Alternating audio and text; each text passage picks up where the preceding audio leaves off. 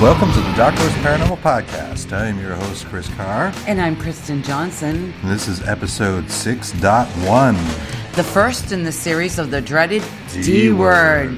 The dreaded D-word, which is, of course, a demon. In this series, we are going to be talking with various people that have dedicated their lives to the study and workings of demons. The term demon often gets tossed around in the paranormal field, but what specifically is a demon? We will go in depth with our guests and try to answer that question.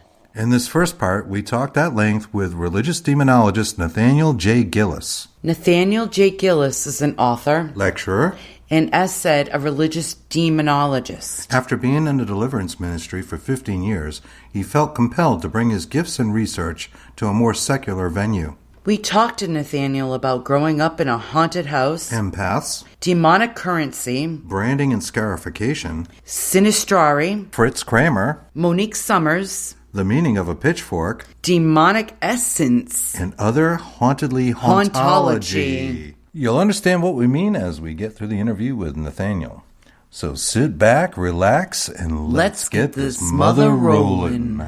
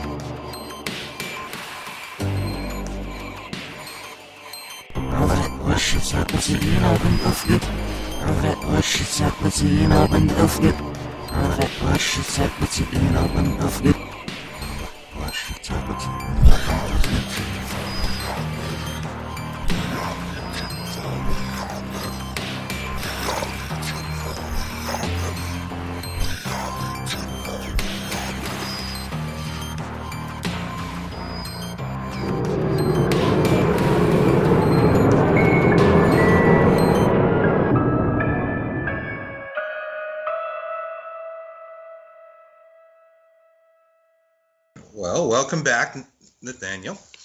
Thank you. And good to be back. We're so happy you're doing this Dark Horse Paranormal Podcast with us. I wanted to ask you, what is demonology to you? Like, how would you define demonology? Demonology, to me, to Nathaniel Jordan Gillis, is the study of the afterlife. Especially concerning biblical antiquity, if we look at it through the lens in which it was written, it's impossible not to conclude that demonology is the study of afterlife phenomena, specifically the debunking. Demonology in the sense of not the descriptions of entities, but understanding their what I call the modus operandi, their belief systems and what they value. Not only that, but demonology also includes the displacement of them, specifically consciousness. So there are many scholars out there will call demonology and possession, will lump them in the same basket, but demonology in the sense of possession and exorcism would be the displacement of a foreign consciousness. Fritz Kramer said that possession in the context of demonology is the presence of the other in another. So it's the embodiment of an alien foreign consciousness. That's the study of demonology. And that's what really separates me from the majority of other demonologists, is the fact that I come at it from a different perspective. My foundation, obviously, back in the day was biblical theology. And so what I did is I didn't redefine them, but I began to study their natures, their names, what it is that the ancients believed they were. And at the very end of the day, it was impossible for me not to stare right at it and say what it is. And that is the study of afterlife phenomena. Not fallen angels. We'll get into that. I wanted to ask you, what does an exorcism mean to you? It's the displacement No, well, it's the displacement of consciousness, but in academia, we call it the banishment of an unwanted being. So it doesn't have to be a demon itself. It just is a malevolent entity. Correct. And if you get into the terminology of the demon, the earliest definition of it was not a fallen angel. It was simply an entity that was evil, right?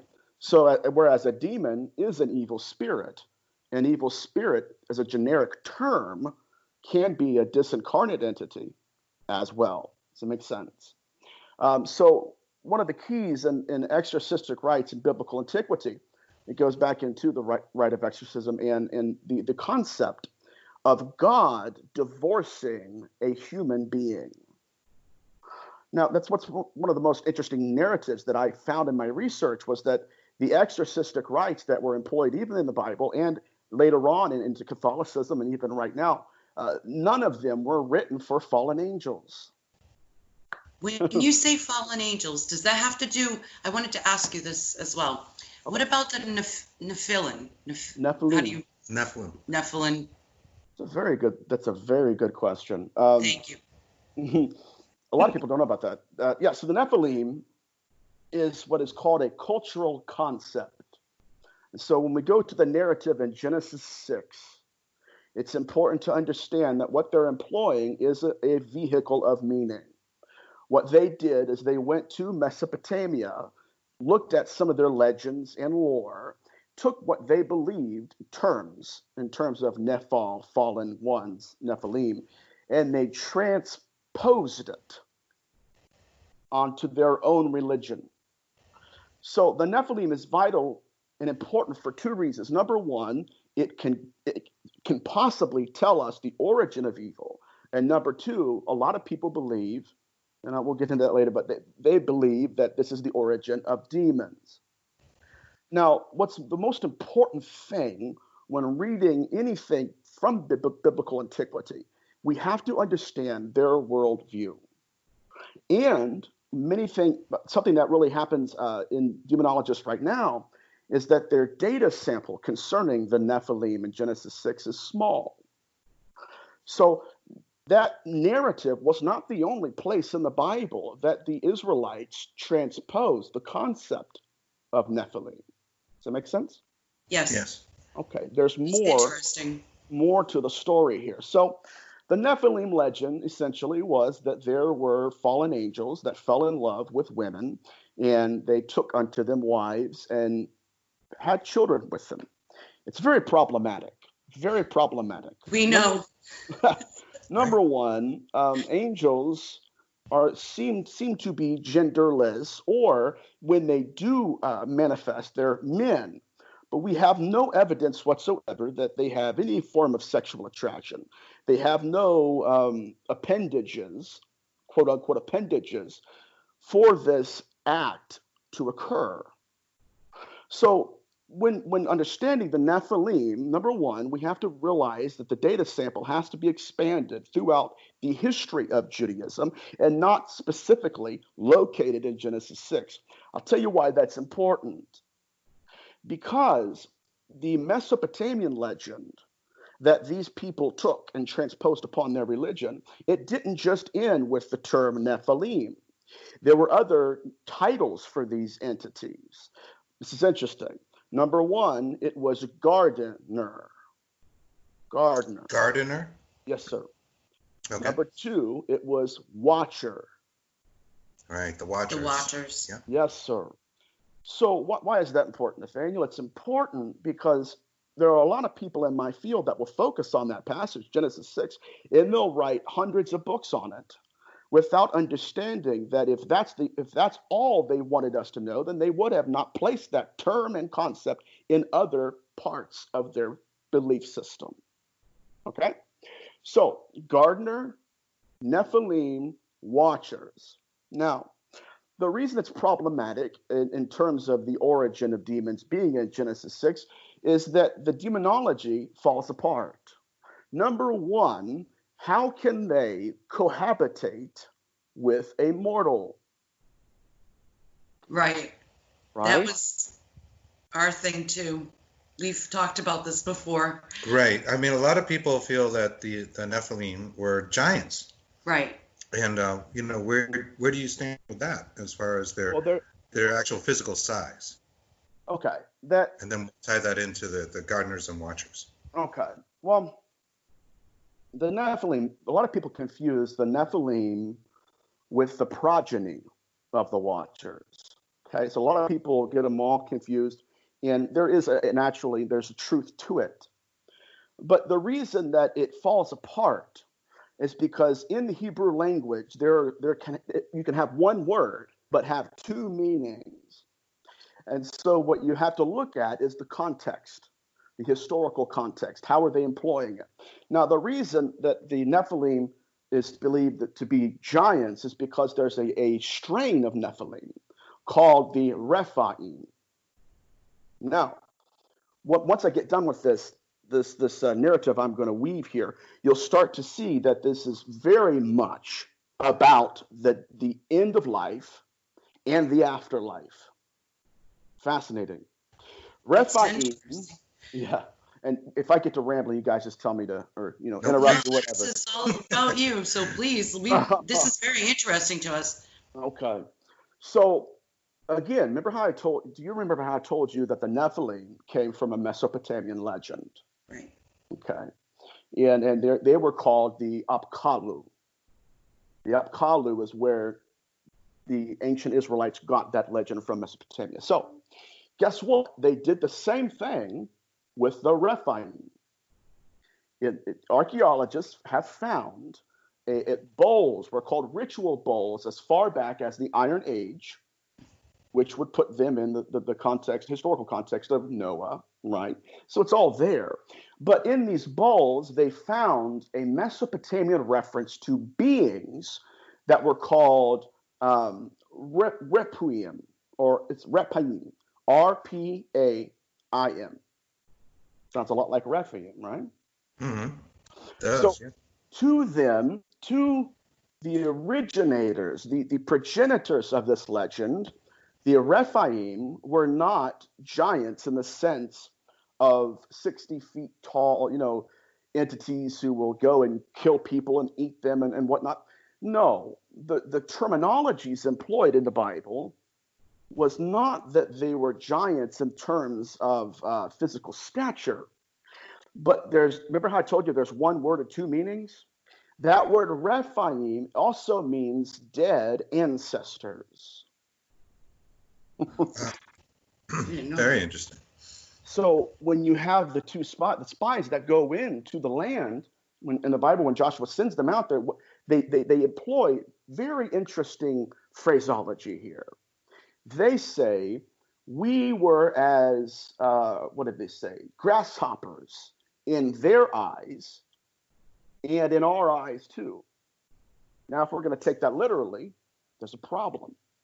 Because how can I be a grasshopper in my own eyes, right? Right. What they're doing, that term Rephaim, they're employing did the same thing with the Nephilim. What they did is they took a cultural concept from another neighboring religion, and slapped it onto a phenomenon, again, an afterlife manifestation, and said, okay, this is a vehicle of meaning. So that's why it's important to understand what they're saying. So Nephilim and Rephaim, they're both, quote unquote, fallen angels, some would say in demonology. But that's why I come from the aspect of this. I do not believe they're fallen angels at all. These are deceased ancestors. Put it to you this way. This is very interesting. So let me say this real quick, and then we'll go move on to the next thing. Nephilim are the fallen angels, according to the legend. The progeny of them are the giants. A lot of people will confuse the two. So why is that important? Because we do have giants. That's irrefutable. What's very curious, again, using and toying with that word Rephaim, in the book of Job says this is chilling. He says, can a giant be born from the dead? That Hebrew word that he employs is, guess what? Rephaim. When we say giant, are we talking about giants in a metaphorical sense or actual giants, Well, as in physical size? I could say this, that we do have giants existing, but as far as the terminology that they use in that passage when they go into the promised land and they see giants, the Rephaim are in the land. That term Rephaim, okay, so let me get back to linguistics here. There is a primary meaning and there is a secondary meaning to every Hebrew word. Along with that, there is imagery to it.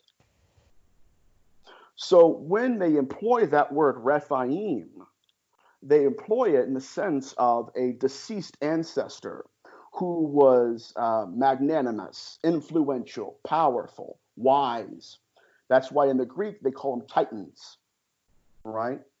So they're not large in the terms of physical nature. What they're saying is we have ancestors in the land. This gets very tricky here, but it gets far more interesting than it is even now. But they're here.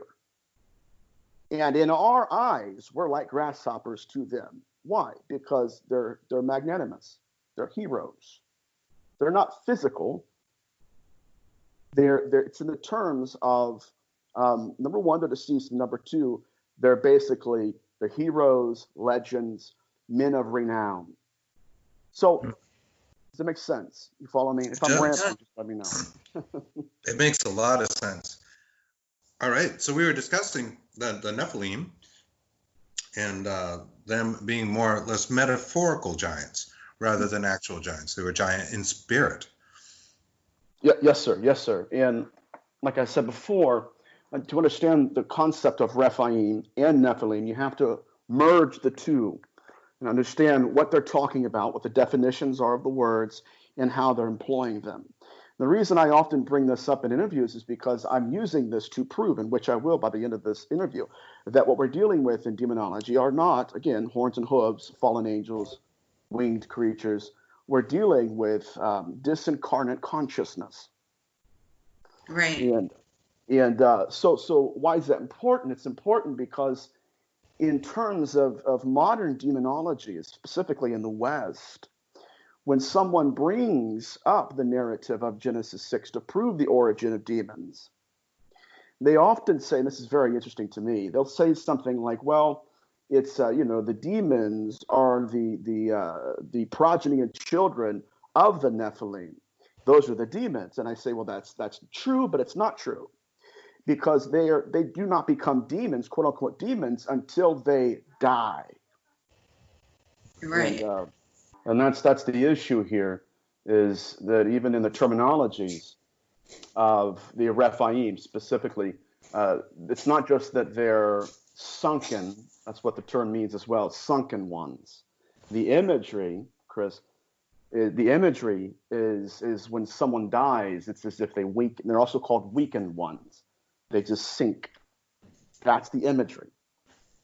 So once again, we see how profound and meaningful death in the afterlife plays, the role it plays, how meaningful it is in the concept of Nephilim and Rephaim. And specifically, like when I talk to theologians, especially in my movement, my old movement that I was a part of years ago, they would say things like, well, demons are the progeny and children, the offspring of Nephilim.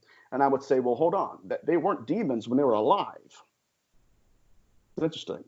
They were demons only after they died, and then they're disincarnate. Right? Right. I know I'm acting like I'm talking to them because it's like, right. It can't be the other way around. That's when they become a demon, right? So that when they're embodied and living, they're not demons. They're pre-demonic.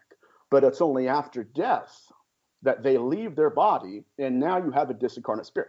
So regardless if we believe they're fallen angels or the evil dead, either way, they're disincarnate. To clarify, then, your idea of a demon, your belief is that they are more like an unclean or sunken spirit. Yes, sir. Yes, sir. Yes, sir. And that term, unclean spirit, is used throughout biblical antiquity. The Holy Writ, it's everywhere in the Bible. So understanding that concept and teaching, that the Nephilim and the Rephaim are tied. They are tethered together, but not in the sense that what mainstream demonology would like to think it is. So with that in mind, not only do we have the Rephaim being mortals who died, we also have the Watchers in Genesis 6 being mortal, right? This gets very interesting. And one of the things that really was problematic for me in this research was, number one, there was no sin that the fallen angels would have committed if they had a relationship with the woman. Okay? Right. So in Judaism, they have the Torah. There's no law against it. So if there's no law or prohibition against it, then there's no law or prohibition that can be broken. Does that make sense? Yes. Indeed. So why would they be judged? None of it fits, does it? It doesn't fit. So what I did is when I was finished with that point of my research, I began to expand my sample data. And I said, okay, is it possible that I'm reading this wrong? What if these are actual mortals? What if the Watchers are mortals? If that's true, if that hypothesis is accurate, then is it possible that I might find another reference to the Watchers, right, further on down the line of history? Okay, and in fact, I did. Yeah, do tell. All right. I'm getting excited, man. I'm getting excited. So,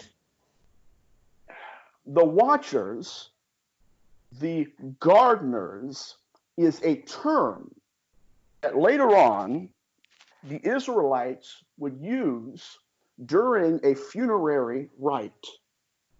When a man died or a woman died, they would entomb them, and then they would leave the body and go grieve for 7 days. And then they would assign I got chills, a mortal to guard the body. Oh, that's fascinating. Oh, yeah. It's enchanting. Yes. And they called that person a watcher. Ah. I never knew that. Yes. And this is such a beautiful narrative. When I get done with this, it's going to be, I don't know. It's I can't even communicate and articulate how crazy this gets. But it's perfectly, it's interwoven together and it fits. So they considered these people watchers. They called them watchers. Now, that was a burial ritual that was all throughout Israelite history. It's everywhere. So you remember what I told everybody in the beginning of the interview, that the Nephilim was a Mesopotamian cultural concept, right? The Nephilim come from the legend of the Apkallu. The Apkallu were also called gardeners and watchers. So do you remember, well, in the New Testament, when Jesus is in the tomb and Mary goes to see the body of Jesus, for a fleeting moment, history is on its axis and just teetering. And she goes in, and for 1 second, we have a prime opportunity to really see what a watcher is. She sees two angels in the tomb, but she doesn't think they're watchers, right? Right. She turns to see Jesus, who was a man, and she says, I thought you were, here comes the language, the gardener. Wow. So interesting. Oh, man. It's a fascinating study. So, this is interesting. She has a prime opportunity to turn to everyone in the future in the demonology field and say, you're right, watchers and Nephilim are angels. Look, right, they're in the tomb, right? She doesn't do that. She ignores them, goes and looks at a mortal and says, I thought you were the watcher. Fascinating. Now, if that's true, if mortals were the watchers in biblical antiquity, then that would mean, right, that when they died, you have a man and a woman or any watcher, a mortal, they became a demon, not fallen angels, not the progeny of fallen angels. Does that make sense? Yes. Mm-hmm. Okay. It does, but what makes them unclean, I guess? Okay. Right. I'll tell you. This is interesting. All right. So in the Torah, remember how I told you there was no prohibition about a sexual relationship between an angel and a mortal? It was unconscionable. It wasn't even in their consciousness. They didn't even think about it. What are they talking? Never could occur. There's a lot of variables here and questions that have to be answered if that narrative is to fit into demonology. It doesn't. There's no prohibition against it. They do not have the genetic faculties and the appendages to accomplish the act, and they never have. Now, if it is, let's just say this, if their watchers were mortal, and if they actually did have a sexual relationship with women, what was their role? Right? Right. They were set over the deceased to guard the bodies. You ready? Here comes a chilling bombshell. That unclean spirit, that is mentioned so many times in the biblical narrative. That term unclean is two Hebrew words, unclean spirit. It's tua tamua. Tua tamua. That is a direct reference to a prohibition in Leviticus against touching the dead. Wow. Wow. So, if we follow the teaching of Enoch, we go into some of the what are called the apocryphal writings, we will start to see something emerge from the shadows that is far more dangerous than we could have ever imagined. The prohibition in the Torah that was against touching the dead, this is interesting. It says when you touch the dead, when you come in contact with a dead body, right? You're a watcher. Let's just assume that the watcher touches the dead body. That's not what they did. By the way, they didn't just touch it, but when you touch it, you become unclean. Ooh. Yeah. Does this start to fall under the umbrella of necromancy and necrophilia? Yes, sir. Oh, I'm telling you, it gets very. And I always feel uncomfortable when it's dark. So, in the prohibition in the Torah, it says, and you're going to see when your mind's going to explode when you see it. It's been there the whole time. We just never knew where to look. So, in the prohibition of Torah, it says that when you touch a dead body, you become unclean. You are an unclean person. It's crazy. It really is. So watch what the remedy was. If you touch a dead body, you become unclean, and you need to go wash yourself in water. Hello, Catholicism and exorcism. Here's some water on you. Right? Wow. So that's what the remedy was. If you're unclean, first of all, you will be unclean, not for eternity. Right? Everything has to do with the afterlife here. Not for eternity, but you will be unclean for a season. And then when you die, you become an unclean spirit.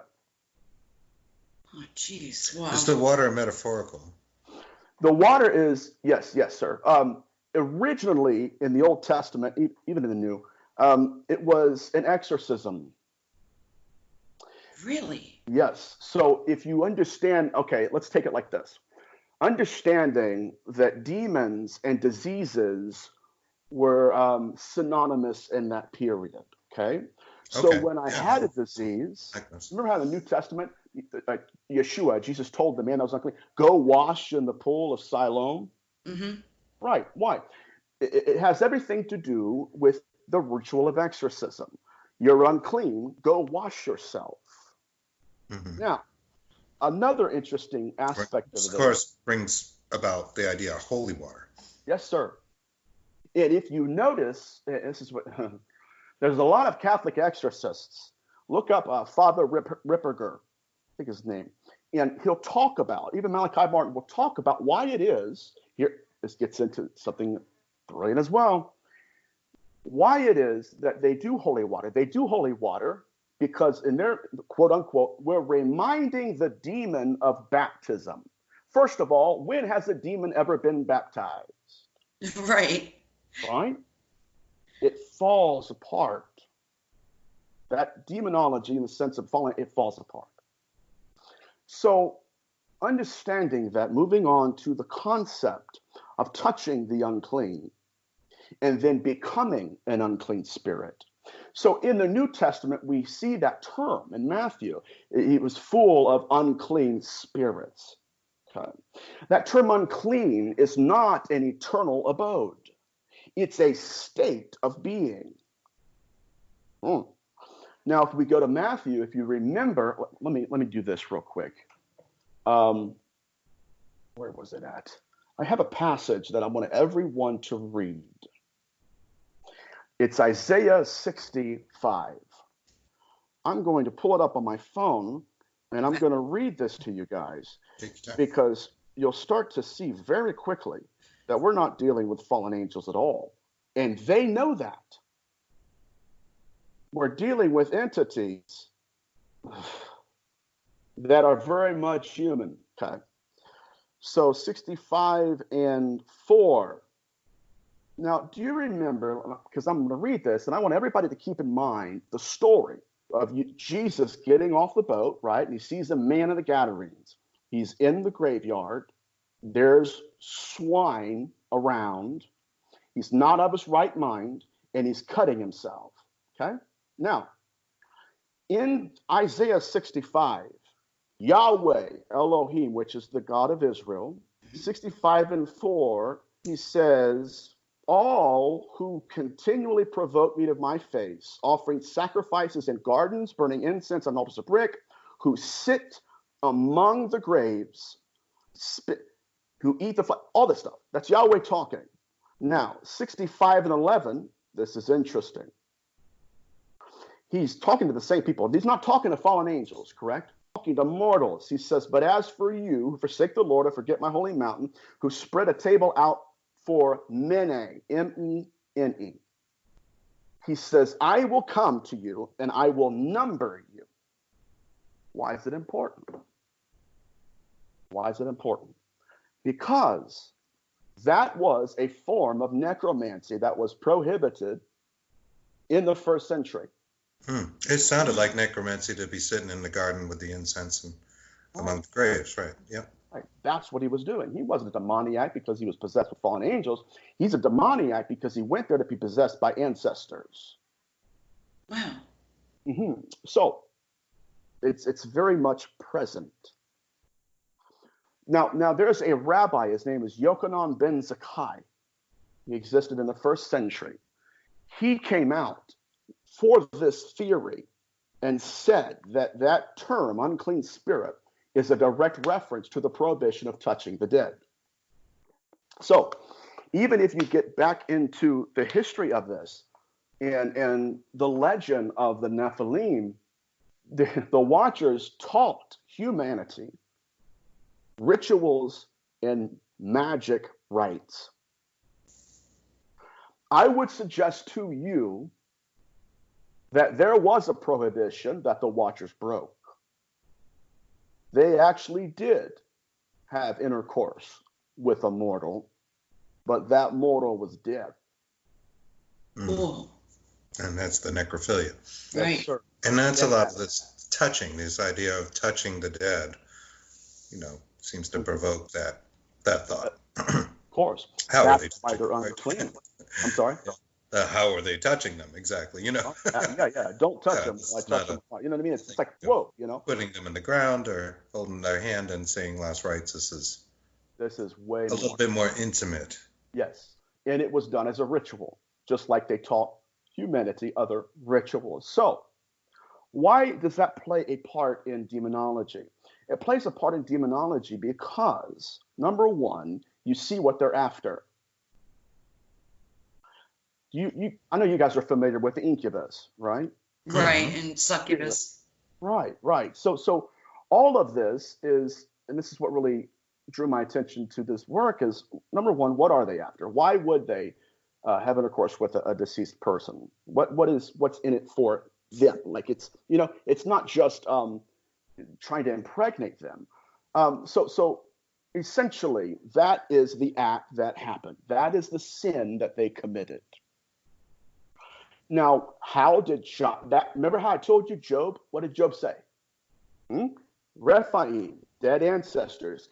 Can a giant be born from the dead? Why ask that? How can a dead person give birth or conceive? Now, even if we stay in the Bible, we could talk about this for 2 hours. But even outside of it, this is not a new narrative for them. These entities have been doing this for years, thousands of years. Right. So the question is, how can a deceased person conceive? We don't know. The idea through Father Sinistravi's work, he was a Franciscan priest, is that they would reanimate the body and then, sow the essence.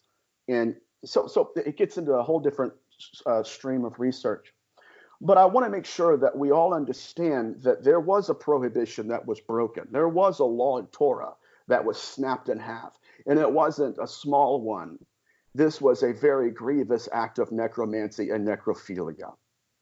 Now, what happens later on is that when you are unclean and you die, see, you become an unclean spirit. You're no longer an unclean man, right? And we see this in afterlife phenomena, specifically in ghosts and the paranormal. If you're an evil man in life, you die, you're still an evil man. Right. Maybe even more so. Maybe even more so, right? Right. Very much concentrated, whatever you are. Yeah. So that's what I have termed in my book that I'm writing, the inherited self. It's the self-attachment. You can't. That's the worst hell a man could have. You can't change anything. If you're evil, you will be haunted by your evil acts. So this is just in the demonology in the Bible. So here we see a narrative that starts to emerge from the darkness. We started to see things clear. The question then becomes, then what is an unclean spirit? If we know what an unclean man is, what is an unclean spirit? It is a spirit that is unclean because it's dead. It's very interesting. And not so much that it's dead, but it's evil. And that term, there's 2 terms they employ. There's evil spirit and unclean spirit. Both of them are evil in the sense of they did something that was an evil act. So that's the demonology of the Bible. And with that understanding, I want to say this. When we speak of a spirit, what is it, right? Let's go to Hebrew here. And let's see if we can kind of try to flesh this concept out even further. Ruah is the Hebrew word for breath. Specifically, ruach, often pronounced ruah. R-U-A-C-H. 3 meanings: breath, wind, spirit. Breath, wind, spirit.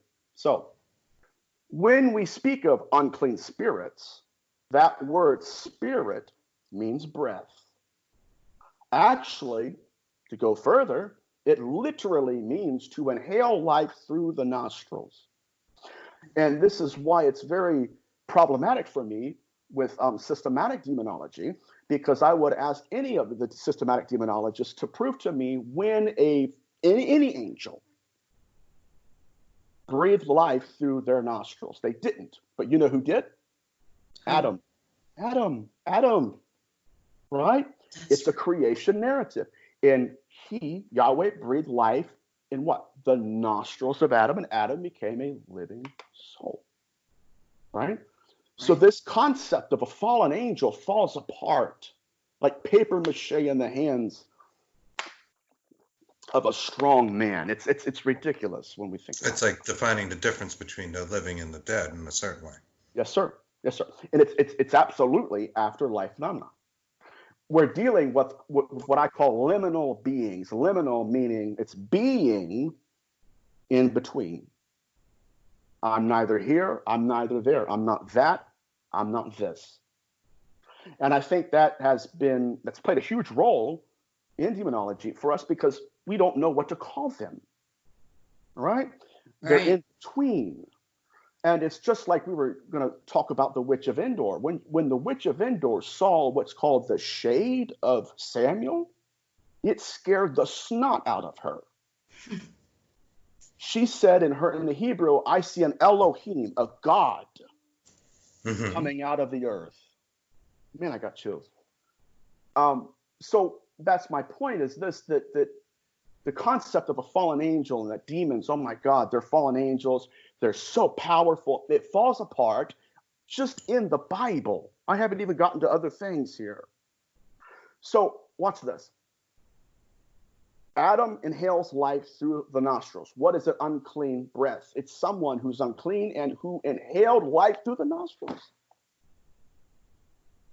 Wow. I'm getting passionate. Why is that important? It's so important because the prophet said, why trust in men whose breath is in their nostrils? Right?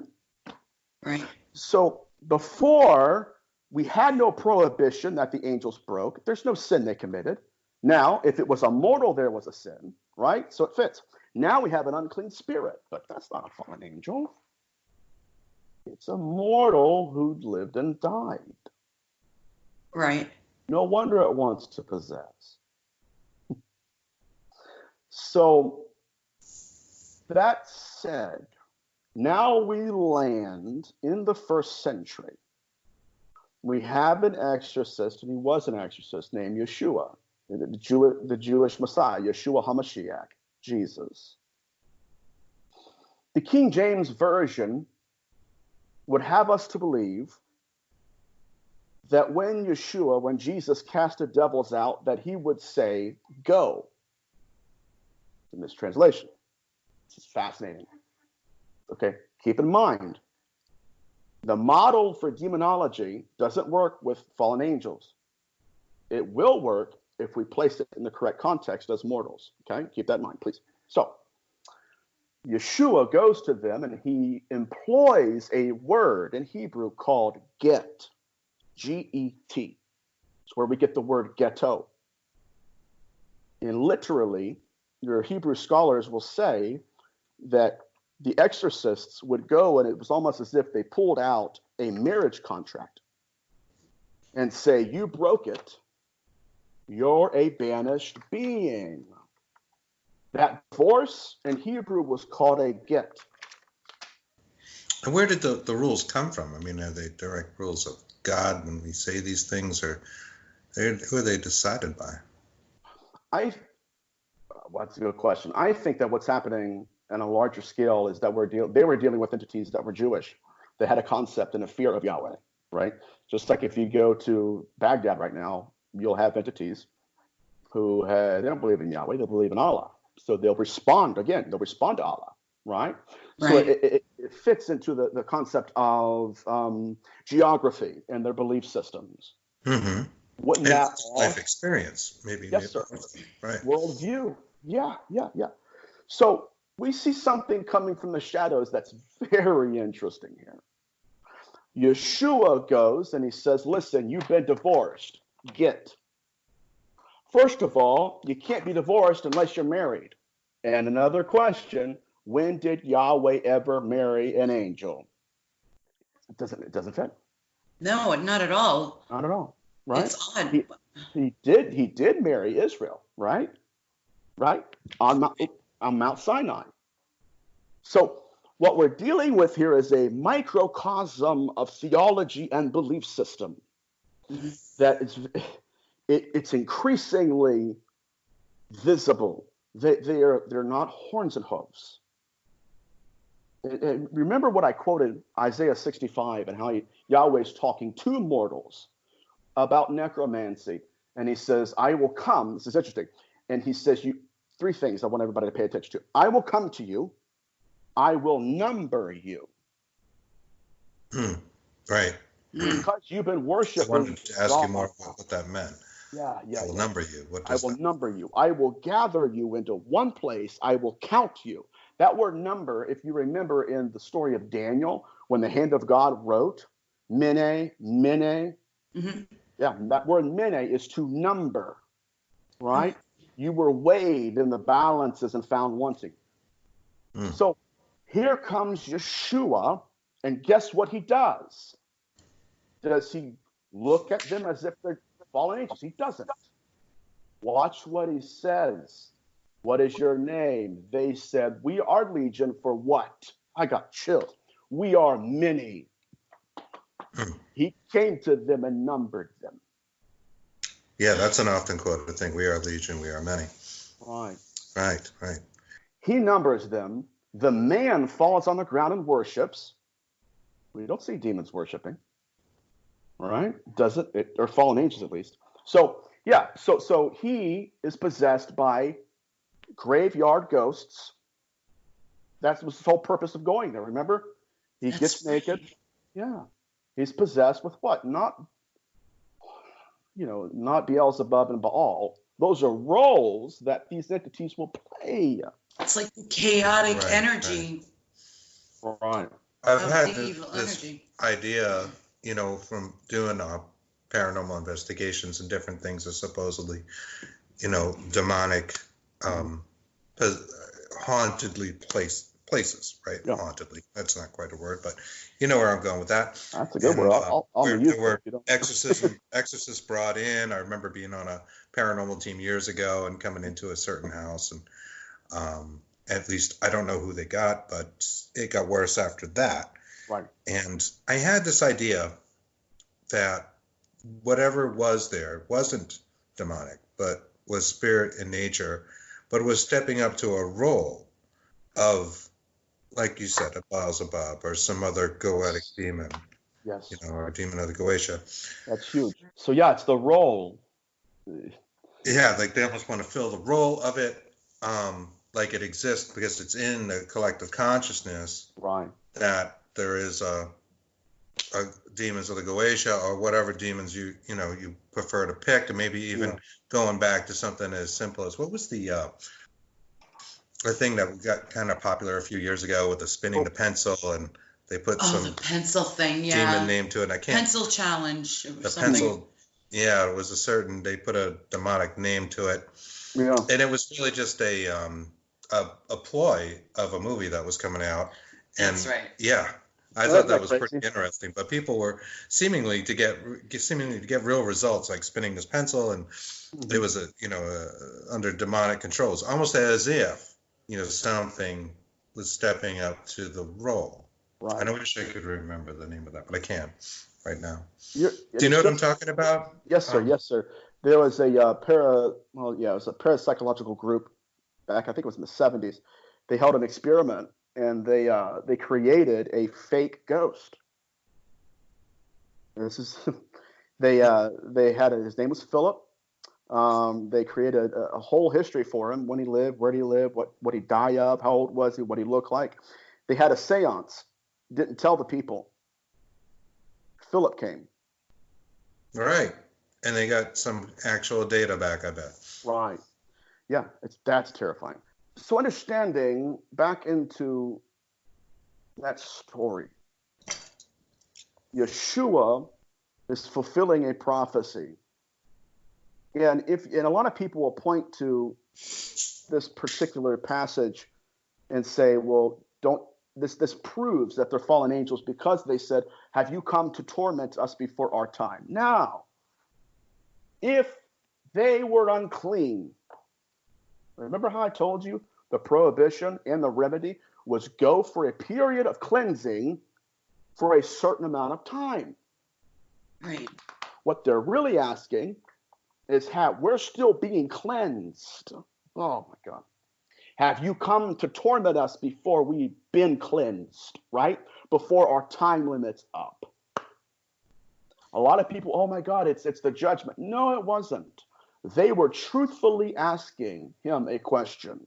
That question was, have our time in cleansing, purging ourselves, Catholics call it purgatory, Mm-hmm. it has not lapsed. It has not went up. Therefore, are you come to judge us before our time limit of being unclean has ended? Fits. Absolutely. Judgment of mortals. Yeah, absolutely. Yeah, that unclean spirit. And it's very important to understand that, because our demonology changes. If our demonology changes, the origin of demonology changes, then we start to see why it was that their exorcistic rites were successful. In Isaiah, or actually, no, let me see here. Let me pull it up for you. Yeah, it was in Isaiah. Isaiah, this is interesting. Yahweh tells them that you will be a stench in my nostrils. That's It's unpleasant. really bizarre, bro. But that would also speak to the dead. Correct. So what happened in biblical antiquity in the first century is you had exorcists who would go to curses that Yahweh would place upon evil people, not on fallen angels, evil people. Then they would act out those curses. So in the first century, we have a rabbi named Eleazar ben Simon who lit a root, stuck it to the nostrils of a demoniac, right? Why? Because it's a prophecy he's fulfilling. So if they're fallen angels, why in the world are they afraid of curses God placed upon mortals? Right. Would make sense. Mm-hmm. Yeah. So it's a very interesting study, to say the least. But going on into the exorcistic rites, you'll start to see the prophet's words come to life in a very odd way. One of the rituals that Isaac Luria, he was a great Kabbalistic exorcist. I think I mentioned him the other day with the other interview, the 16th century. He would quote Psalms chapter 109 and verse 6 into the ears of a demoniac. This is going to get crazy, even crazier. In the first century, the demonology of biblical antiquity began to evolve into the displacement of consciousness, rather. And so what we have here are exorcists who are using prophecies that curses that Yahweh pronounced against evil people, and they're using them in their exorcistic rites. So before I get to Luria and, Josephus, I want to nestle everyone into a passage of Scripture that is hardly ever talked about, but is more meaningful in the Holy Writ than anything in this field that I've read. It's Psalms 109 and 6. David is talking to God about a man, an evil man, that is accusing David and attacking David. And if there's ever anything in the Bible that's inspired, this is inspired. He says the following: place over that man a wicked man, and place at his side, not Satan, that's Satan's the adversary or the accuser, not Satan, a accuser. So that word that he uses in the Hebrew for wicked man, place over that man a wicked place. Remember the other day when we talked about attachments? Yes. Right. Place over that man a wicked man. Ooh. That word wicked is the Hebrew word rasha. Rasha has two meanings: wicked and possessing. David is calling upon Yahweh to put an evil, possessing dead man and an enemy of his. Yet a consciousness. Yes, sir. Terrifying. Again, getting back to that stepping up to the role thing. Yes, sir. Yes, sir. And so even as early as the Old Testament, we can see that David has an understanding here. He's not saying, God, go send a fallen angel to possess that man. No, first of all, he understands possession happens. He understands that it's not fallen angels and that it's an evil man that possesses people. Why is that relevant to us? Because in the 16th century, Isaac Luria took that passage and brought it to life in his exorcistic rites. He would quote Psalms 109 and 6 into the ears of the demoniac, directly to the entity within. That's crazy, I know. It is. Yeah, so that Rasha and that possessing idea really comes to the fore when you understand what it is, not how it functions, not what it means, but what it is. Here's what it is. Here's why it's important to live a good life and be a good person. Because when Yahweh told Joshua to go into the promised land, he said, go in and Rasha, possess the land. And for you, that will be your inheritance. Why is that important? Because when someone dies and you inherit it, why is it important? Because when you die, you inherit you as an inheritance. Does it make sense? Makes total sense, yeah. Okay. You're inheriting what you are left with and what you became. Yeah. Sure. And so with that understanding, we can move on into realizing that, hey guys, this can't be fallen angels. There is unconscionable disconnects here. They don't fit. The exorcistic rites don't fit. Matter of fact, let's go to Catholicism. Every exorcist that has ever, at least a modern exorcist, ever lived, as soon as they get into the Vatican and begin to be taught by the senior exorcists, they're given a pamphlet called "Be Gone, Satan." And in that pamphlet, kind of seems convenient. Yeah, no doubt. We don't know. We never heard this before, so Be Gone, Satan. It's crazy. Your how-to. it's a pamphlet. Yeah. And in that pamphlet, this gets wild. They tell a story in 1933 in Iowa. There was a possession case. It was a woman, and the priest begins to dialogue with the entity. This is very interesting to me. And they know this. These Catholic exorcists know this. But they begin to talk to the entity, and the entity says, I didn't want to be here. What do you mean? Well, and they start talking and everything. And then the exorcist asks a question. I don't know why he did. Maybe he knows this literature. He says, is this woman's father with you? Yeah, prior to that, the entity said, I'm with her father. Or no, he said, I'm here because of the father. That's what it said.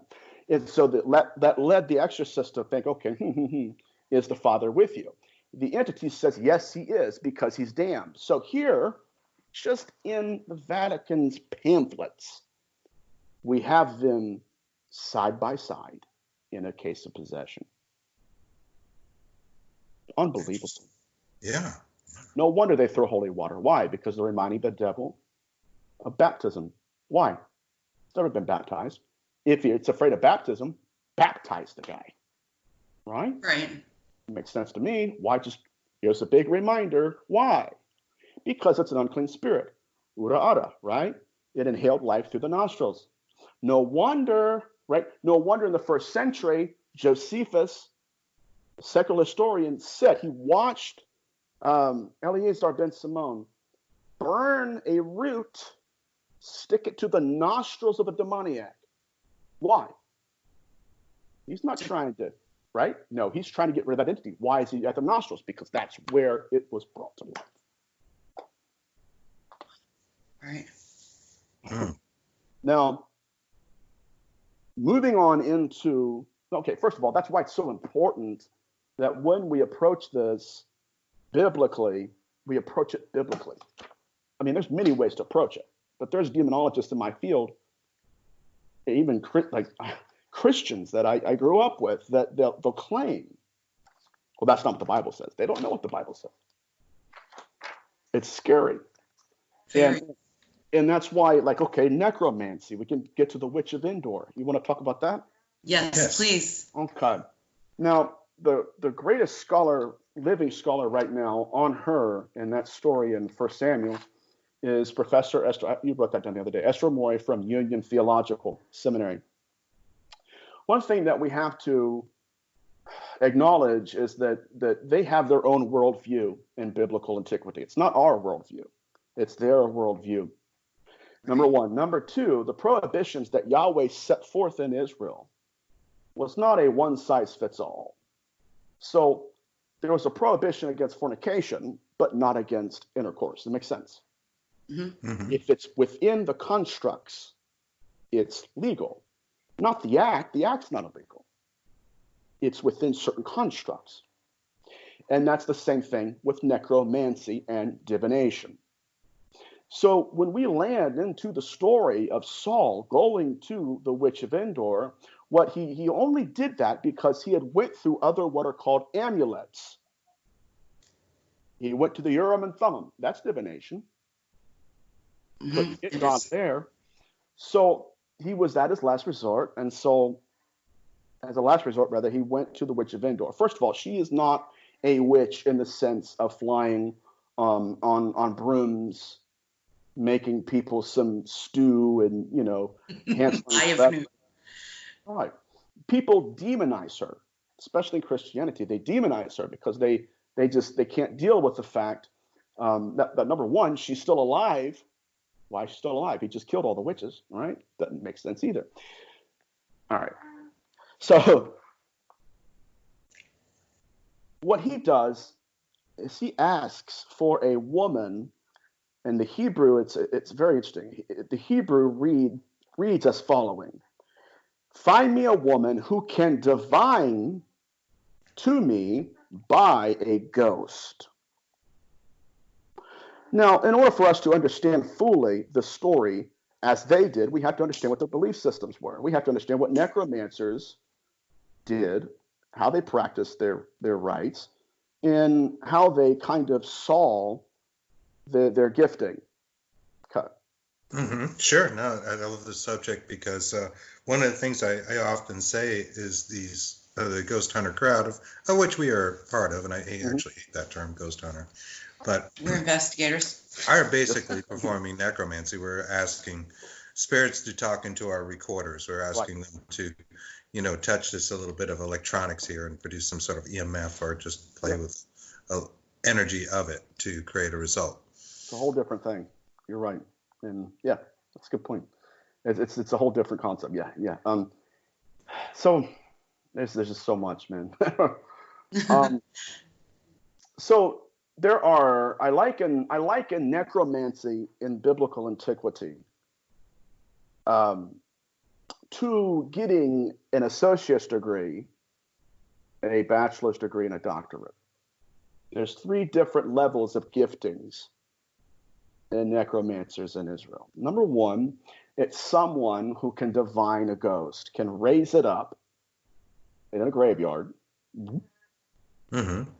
Talking about corporeal necromancy and actual movement of a physical body? No, incorporeal. Yes, sir. So the actual shade or the apparition would come. So that's the associate's degree. The bachelor degree is this, and it's such a beautiful play on words. But The associate's degree is give me a ghost. The bachelor's degree is give me a ghost that is knowing.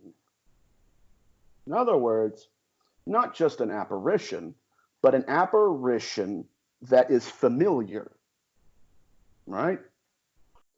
So the reason he asked for that specifically is because in biblical, the Old Testament, their necromancers believed that if the body had been entombed or in the ground for longer than a year, the spirit would have lost its memory of the world that he left. Okay? Mm-hmm. So that's the associate's degree, pull me a ghost, give me a ghost. Bachelor's degree is give me a ghost that's knowing. Any ghost. Here's the doctorate, give me Samuel. Oh, Wow. can you elaborate on that? Yeah. So what she does is she is interpreting this ritual that she performs like she always does. Number one, if the apparition appears, according to them, at that time period, if the apparition appears upside down, then it's a normal spirit, and the person who is asked to talk to it is a regular person. This is awesome. This is why she freaked out. But if a king summons that being and says, I want you to go and get this apparition, pull him out of the earth. If a king requests it, it shows up face front and looking at you. So, I got chills. So no wonder, how did she know he was a king? How did she know it was Saul? Why? Because it showed up just like we're standing, upright.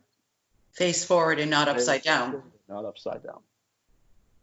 And so in the Hebrew, this is so interesting.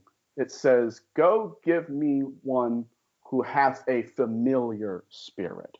See, scholars will say, pseudo-scholars, they'll say, oh, see, it's a familiar spirit. No, if you look at the Hebrew, remember, it's not a familiar spirit. It's a spirit that's still familiar. Right. Right? Which would make sense because Samuel had just died, right? So he would still be knowing, which would mean that they would feel like they could get him here and he would know things. Now, she says in the Hebrew, and I see an Elohim coming out of the earth. That terrified her. Another thing that terrified her was the fact that prior to that, the passage before, the chapter before, Saul tore Samuel's mantle. But when he showed up, his mantle was whole. And remember when I spoke about the liminal beings, the being in between, not there, not here, not, that was Samuel. It was Samuel. But he wasn't like old Samuel. All right? It's like a disembodied consciousness. Yes, sir. He elevated. And it terrified her. So the two theories is that it's a familiar spirit. Not really, because it was unfamiliar to her. Right. Mm-hmm. Number two, it's always killed me. It's just awful. Somebody's, it's a lying spirit. Then why did it tell the truth? See, it's crazy. So that's the Witch of Endor. That's I don't know. awesome. It's fascinating. Thank you. Voltaire once said, he said that there are truths which are not for all men nor for all times. And I think that for the last 3,000 years, because we have been looking at demonology wrong, it has affected the field to such a degree that now demonology has become the exploitation of victims. Let's look at it as, look at that. Let's make a movie out of it. It's so crazy. Well, these people are really going through the fight of their lives. You know what I mean? Sure. But what really led me deeper into this and approaching it and saying, okay, we're out of the Bible. We're moving on into the 13th, 16th centuries. was the fact that these entities, when they would possess someone, what were they after, right? I think a lot of times that people in my field and discipline, they will ask the wrong questions hoping to get the right answer. Yeah, that makes sense. Yeah, so it's not just the behavior. It's not just, oh my God, they spoke Latin. No, no, no, no, no, no. What is it that they value? What is it that they're truly after? Now, in the Bible, in Genesis 6, if you remember, we had someone who was sleeping. We had a watcher. They were dead, but they had a watcher. And the theory is that the watcher committed necromancy and necrophilia. And so, okay, let's keep that in mind. When we move into the Dibuk legend, right? Not the demon. The term now is the Dibuk. Past the 1st century, the exorcists treated these entities like they should, disincarnate beings, people, humans, and they would come across cases where, like in 1999. Well, let's go back. Not that's modern, but what they would do is they would come across cases where they would discuss things with the possessing entity, and they would talk to the entity, and the entity would tell them. And it was tell them different things and reasons as to why they're possessing, memories about life. Well, how did you die? This is how I died. Well, what are you after? Well, and many times it was, listen, I need you to pray for me, or I need you to go locate my body and give me a proper Jewish burial. You know, it's very human. Very. Certainly. And how many hauntings are attributed to the movement of buried bodies, or the absolutely the disappearance of the corpse? Yeah. Right. Not being properly interred. The hauntology, as a word, the hauntology. Oh, I like that. There we go. Is evident that these beings are very protective over their bodies. Absolutely. So you'll see how much this mirrors what we know in the paranormal field to be true. So your most prominent Kabbalistic exorcists who dealt with the Dibuk are Isaac Luria and Jaime Vital. Luria was an absolute beast. He was a beast.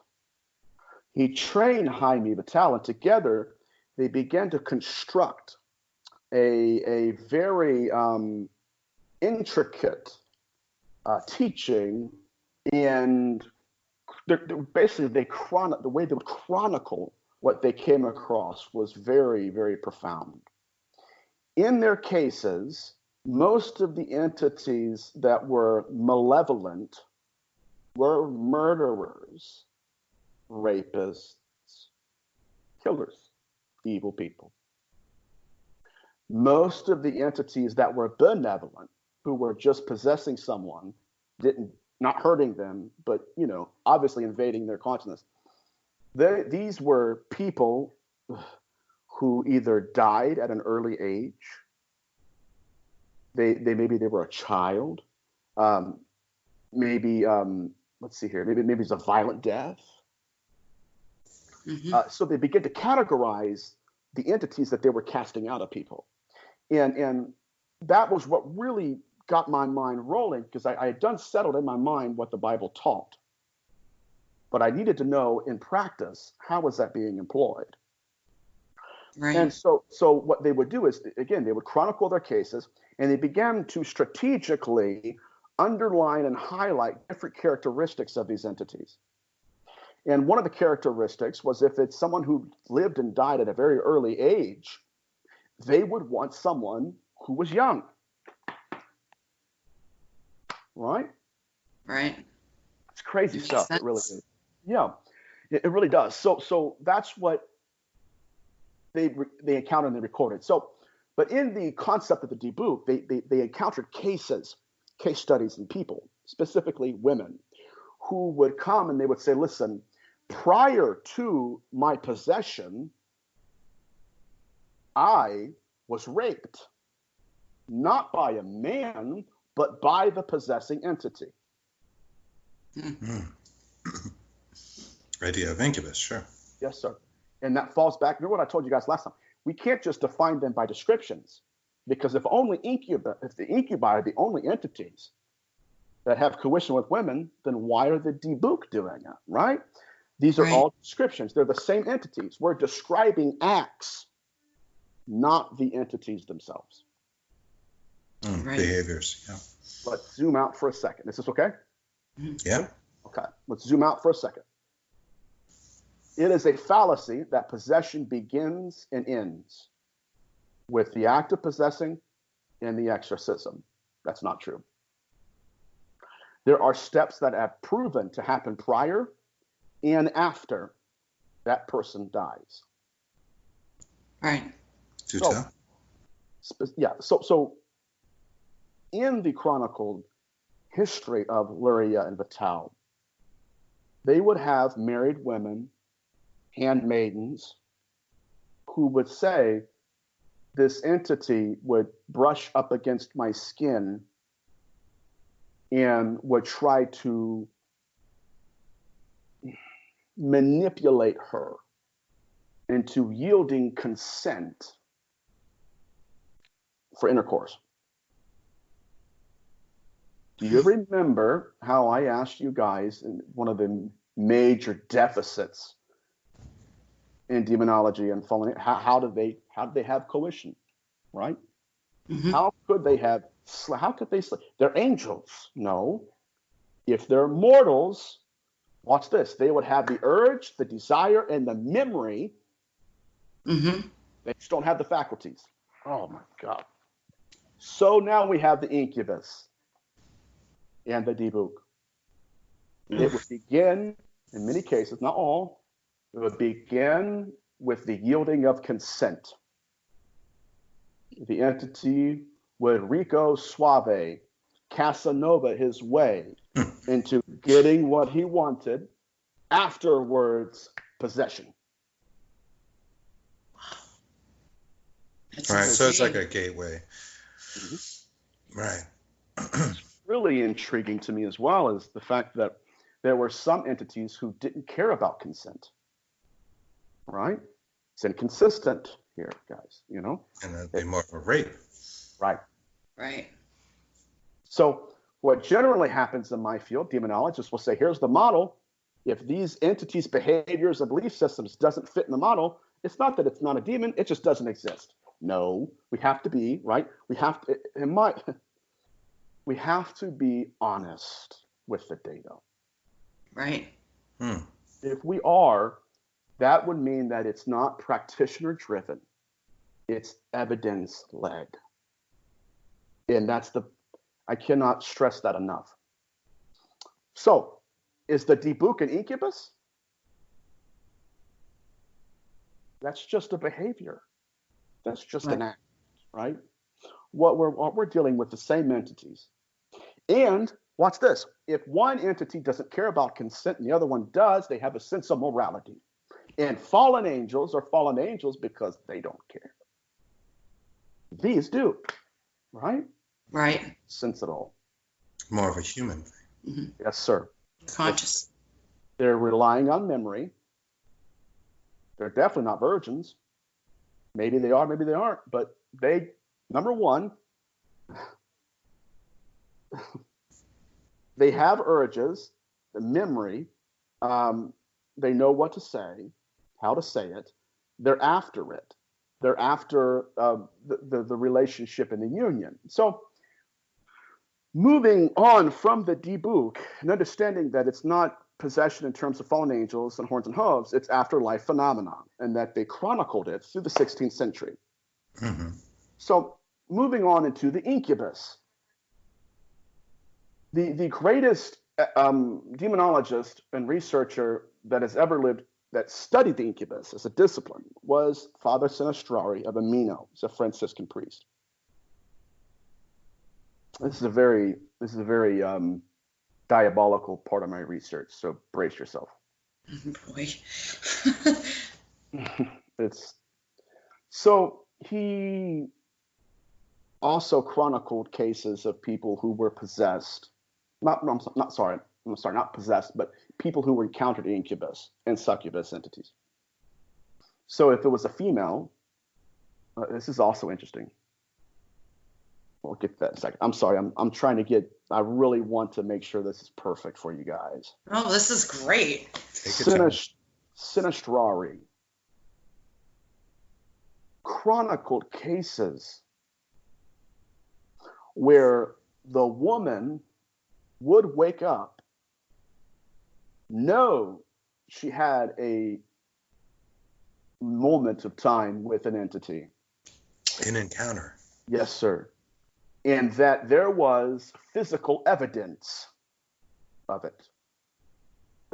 Physical in what way? What kind of physical evidence? Okay.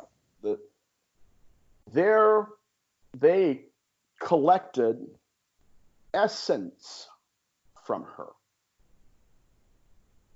Meaning? Are we talking about semen? Or, right. I was going there. We can go there. I'm making it PG, yeah. They collected it. So he could not wrap his mind around it. Because not only do we have an entity that has interest, we have an entity that somehow can produce something. A little bit of ectoplasm, if you will. Yes, sir. That's so bizarre. Oh, it gets crazy. This is fascinating. It's interesting. And it wasn't long after he began to record such cases that his demonology began to shapen up, and he gave us an understanding that really has influenced my thinking. He said that whatever these succubi are, he said there are at least some of them that are pagan. They don't even believe in a god. They don't fear him. They don't care. They don't react to it. All of our amulets, our crosses, and holy water, and they don't care. They're immune to it. Right. That sound like Beelzebub? No. Beelzebub, tell you what, he would freak out if you, not these guys. Right.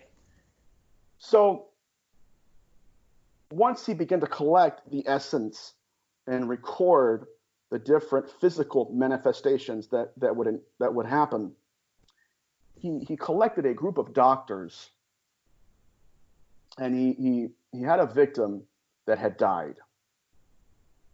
And it wasn't because of the attack, but she had experiences with incubi. Oh my God. And they were looking, and there was more than one, but they were looking at the bodies of these victims, and there was found markings on their bodies. What kind? What are called scarification. So it's not mutilation. It's not the result of an unguided process. It's branding. Oh dear. Are we talking about like the 3 scratches, or are we talking about something else? Right. Well, we don't know what they were. We do know that there was a pattern. That's all he said. So, and it wasn't just like it wasn't just scarification, right? It's not mutilation. Mutilation is the result of an unguided process. Let's just tear everything up, whatever, no big deal. Right. Scarification, there's something to it. It's designed. So they first saw these markings in some of the private parts of the victims. Parts which, ironically enough, were hidden based upon the dress code of that time. So, in fact, there was one victim, that they pulled the eyelids open and found those same marks underneath their eyelids. Oh my gosh. Wow. That's creepy. That's really creepy. Okay. Now the labyrinth gets very, it's just crazy, man. He couldn't figure out why. He recorded it, chronicled it, told people about it, but he couldn't figure out why. So one thing that has to be said is that these entities can manifest in a material way. It wasn't a figment of their imagination that they had coition with beings. There was essence there, quote unquote essence present. Now, Montague Summers. Yes, sir. Montague Summers. I'm telling you, this gets right down to Genesis 6 in the Watchers, right? It's about death. That's what they're fascinated about. That's the world they live in. That's the world they communicate from. That's their worldview. So Montague Summers, another great demonologist, had the same experience. He records semen that was old. Kidding me? No. How old? Like almost like, yeah, it was like yellow and green. And it led them. What one does have to wonder, like, where are they getting it from? What is this perception, and where do they get these? How do they perceive that, right? And if there could be, a more human, non-spectral element to it, in at least some cases. Mm-hmm. So Sinistrari said that these entities are milking the carcasses of the dead. Oh my goodness! Wow. Remember what I told you? I got chills. Remember what I told you in the beginning of this interview? What is Genesis 6? It's a watcher. Oof. Right? So, it's a game changer. Very much so. Man, all right. Let's dig in here deep. The essence and substances that were excreted, they collected them. They studied them. Then they went to the victims. This is Sinistrari. We'll get to Montague Summers here in a second. Sinistrari would ask them, what was the encounter with this entity like? Well, I woke up and there was essence everywhere, and I don't know how it got here. You couldn't figure it out either. First of all, where are they getting it from? How are they preserving it if it isn't old? And he began to look at the victimology of these entities. The pathology, the victimology. Why are they choosing these victims over others? Right. And he could not come up with any other explanation than the following: that if it's a succubus, she's going and getting eggs and then seducing a man. If it's an incubus, it's getting semen and seducing a woman. Right? This is so far beyond, oh my God, it's horns, right? This is very, and I don't say that to disrespect or discredit anybody or anything. I'm just saying that's child's play compared to what the research, and this is not even me. This is just people who wrote. Right. Yeah. So he just essentially hung his hat on the fact that whatever these entities are, they are milking the carcasses of the dead. And then Montague Summers comes along.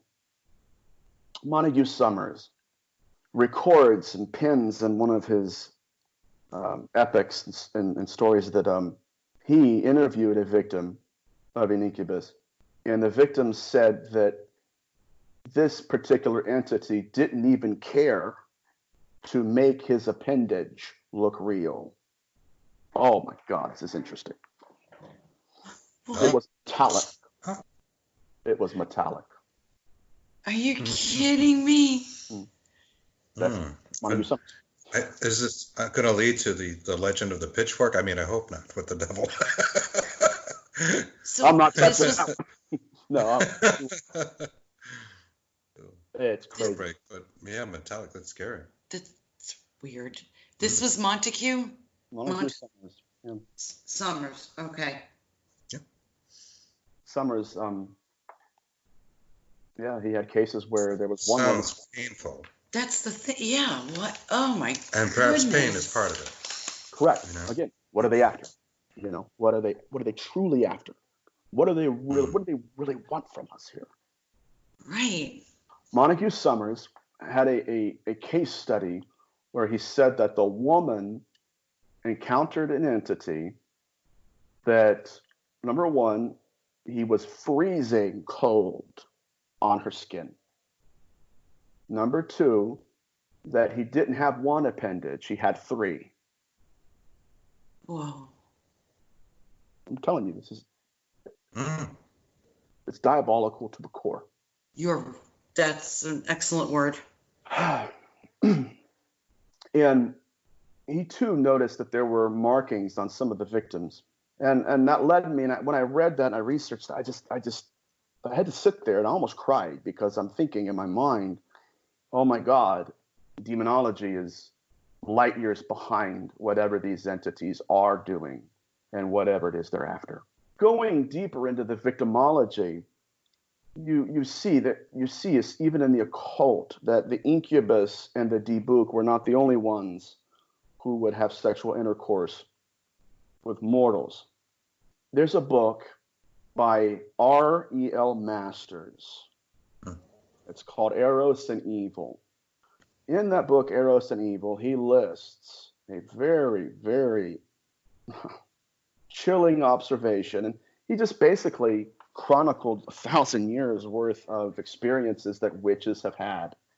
And they would also talk about how they would have intercourse with a demon. And that form of intercourse included some very intriguing aspects to it. Number one, there were demons who were circumcised. My goodness. Go tell Leviathan he needs to get circumcised. Let's see how he reacts, right?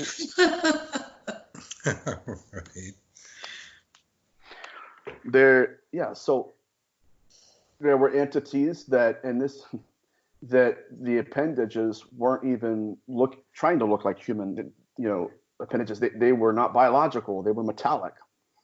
And when we see this for what it is, it's like Nietzsche says, you look enough into the darkness, it'll turn around and look right back at you. Sure. That is what's happening right now. Now, let's get back to the scarification. There's an anthropologist, a German anthropologist by the name of Fritz Kramer, F-R-I-T-Z, Kramer, like from Seinfeld. Everybody's favorite Kramer. Yeah. And he talked about his experiences in Haiti in documenting possessions in the community. And I think we talked about this earlier, but I really want to dig into this deeper. That person that came out into the crowd that had scars all over his body, he was essentially a black man. They're in Haiti, but he had scarred his flesh to the point where it was ashy and white. I mean, he had cut everything on his body. He just looked white. And he asked the person why is he so scarred? And he said, well, when that entity possesses him, that entity will tell him to scar his flesh. And the reason he's scarring the flesh is because when he's fully possessed by that ancestor will wear that human as his social skin. Oh my goodness. So that's scary. Yeah. Oh yeah. Now, what are they after? Where are they getting their substance from? Why is it that in Genesis 6 we have a person who broke the Torah because of what he did to a dead body? And now, right, it's their behavior. Their behavior will never lie. It will always be there. They will have their intent. It will manifest. So with Sinistrari's work, Montague Summers' work, with Fritz Kramer's work, there was a common thematic element through them all, and that was this. The number one, they take blood, they take semen, they take eggs, and they will manipulate a person into consent. Sometimes they won't care.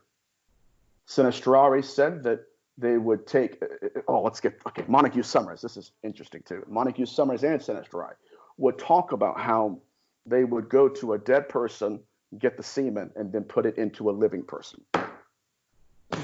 Now, I would ask everybody, is it possible that's how the giants came to be? Sure. there's no explanation as to how they just, hi, I'm 30 foot tall. Sorry. Right. That, you know? It literally doesn't fit. So Fritz Kramer, an anthropologist, he had a concept that he taught. It was absolutely enchanting, but far more terrifying than I could ever imagine. He said that scarification was the imprint of culture. Now, in my interviews, I often like to ride the knife's edge between possession and UFO abduction. I was going to ask you about that when you were saying metallic appendages. Right. I was going there in my head, and I said, I'll wait. Oh, yeah. The UFO abduction scenario and possession. I'm going to remember how I told you about scarification is the imprint of culture. I'm going to remove one word and put another word in there, and let's see if it fits. Scarification is not the imprint, it's the implant of culture. I like that. Okay. Right.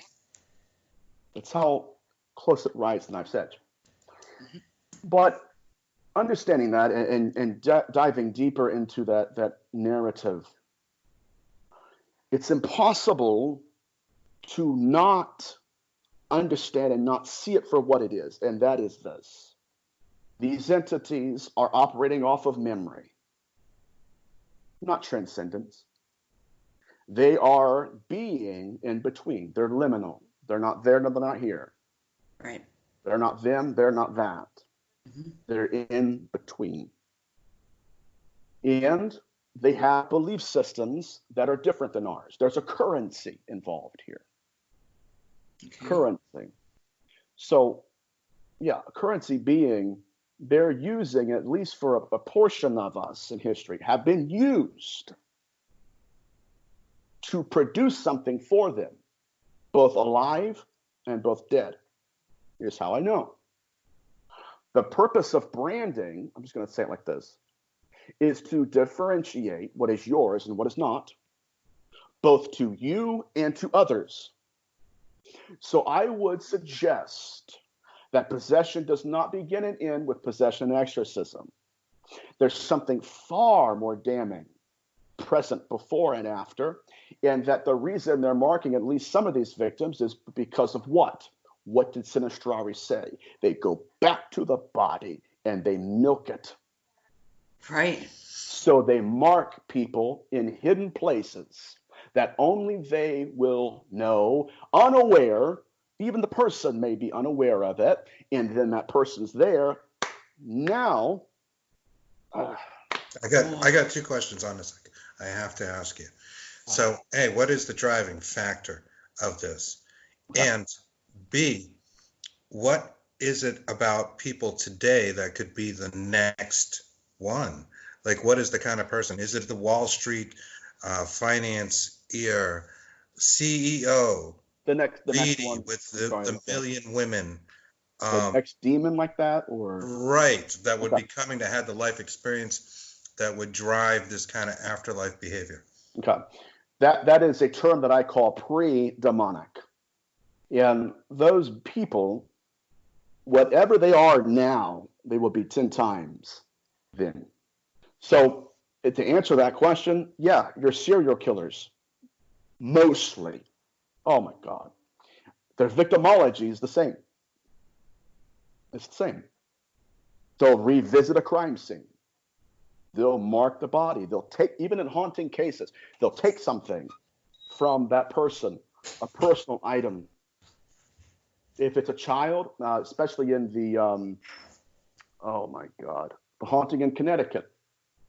Right. They had that little boy in pajamas. They give him a bear, and it would take something off of it and give the bear back. Why?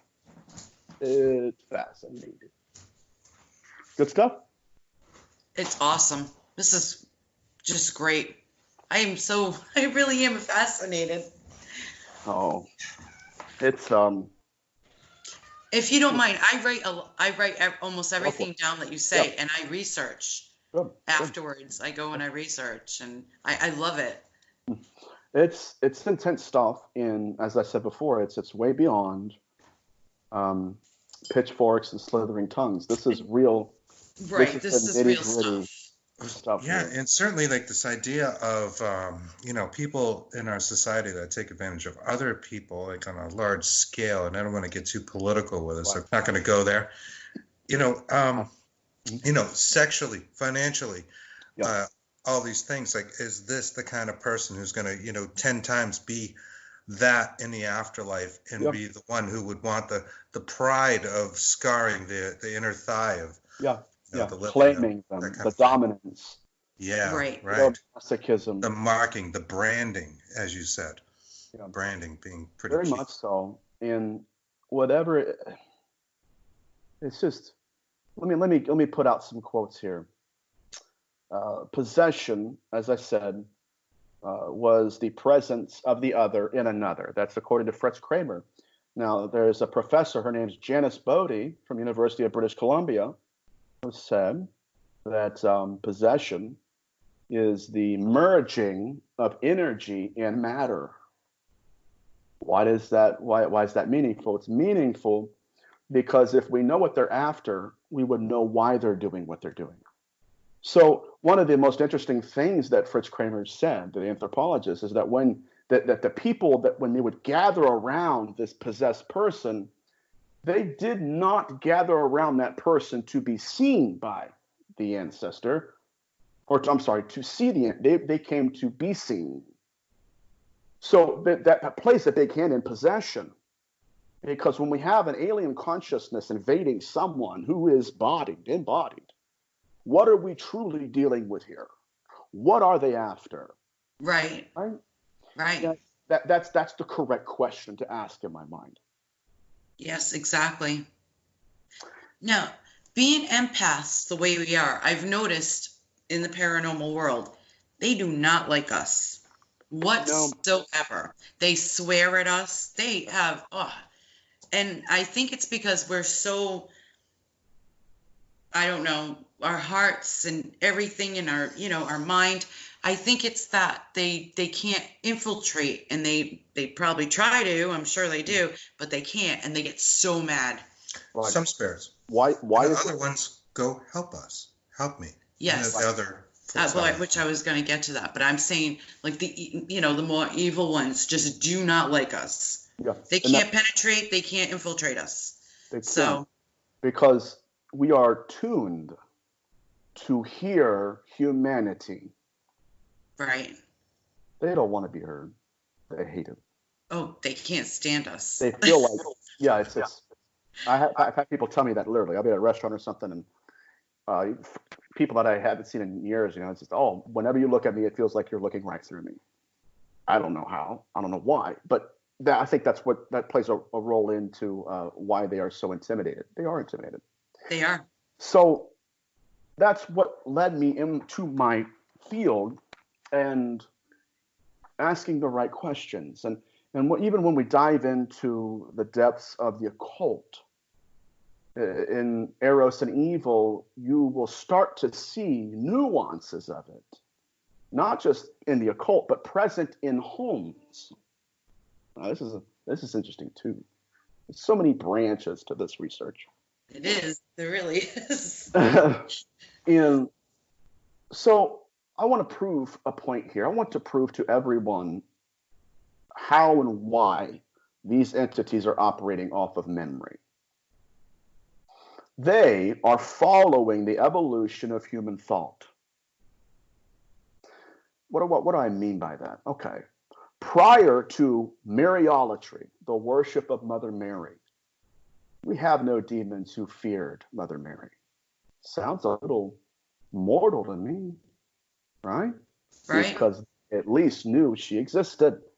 In their worldview, at the time, okay, first of all, I knew that the religion of Catholicism existed, and I believed in Mother Mary, therefore I'm afraid. Now, prior to that, nothing. Why? Because they were not aware of it. It hadn't happened yet. That's in the future. Does that make sense? Yes. Right. Yeah. So Absolutely. what's incredible to me is this. It's just like a ghost. We have no ghost who comes out and looks like he's from the future. Why? Because it's right. It's right. He's a victim of the past. Right. All right. Well, we generally consider those separate things. Getting back to what you mentioned about abductions, alien abductions. Yeah. And getting into that, we might as well dive head first. Well, take a deep dive. This works. Yeah. Well, okay. Let's go there in a second. I want to anchor myself in this next story in the occult. Speaking of Mariolatry is one word with two definitions, two different practices. Mariolatry A is the worship of Mother Mary, the Virgin Mary. Mariolatry B is it took place after the belief that after the worship of Mother Mary. So what they did, the second definition, was that, listen, we realize that Christians, or Catholics rather, they worship Mother Mary. They pray to her. That's A. B was occultists saying, because that exists as a belief system, we're going to take images of Mother Mary. And this is the second definition of Mariology. And we're going to break them into pieces. We're going to burn them. We're going to deface them. Not as a manifestation of an unguided process, but as a designed ritual. They would do this on their sabbats. So keep that in mind. And now let's go into most haunted cases with religious relics in the home. What happens to them? They'll burn them, right? Well, right. We've had cases. We cross the lines with like the idea of a certain Satanism, sex, and that kind of thing. Yeah, absolutely. Trying to do the reverse, so, Anton LaVey with the doing the mass backwards. Yes, sir. Yes, sir. So we'll go in and we'll see a cross that's upside down. Why? First of all, the cross had to exist. Then, as a second process, they had to put it upside down. That's not an accident. No. This is the most interesting aspect of my research right here. So when we go into homes and we have cases where Mother Mary's fingers are melted, why? That's an occultic rite. That's not an accident, right? Mm-hmm. It's unbelievable. So what are they doing? Why are they burning Bibles? Because that's a ritual. Why are they employing rituals? It's possible we're at a two-way mirror here, where they see everything and they're doing something behind the scenes in hauntology that we're not aware of.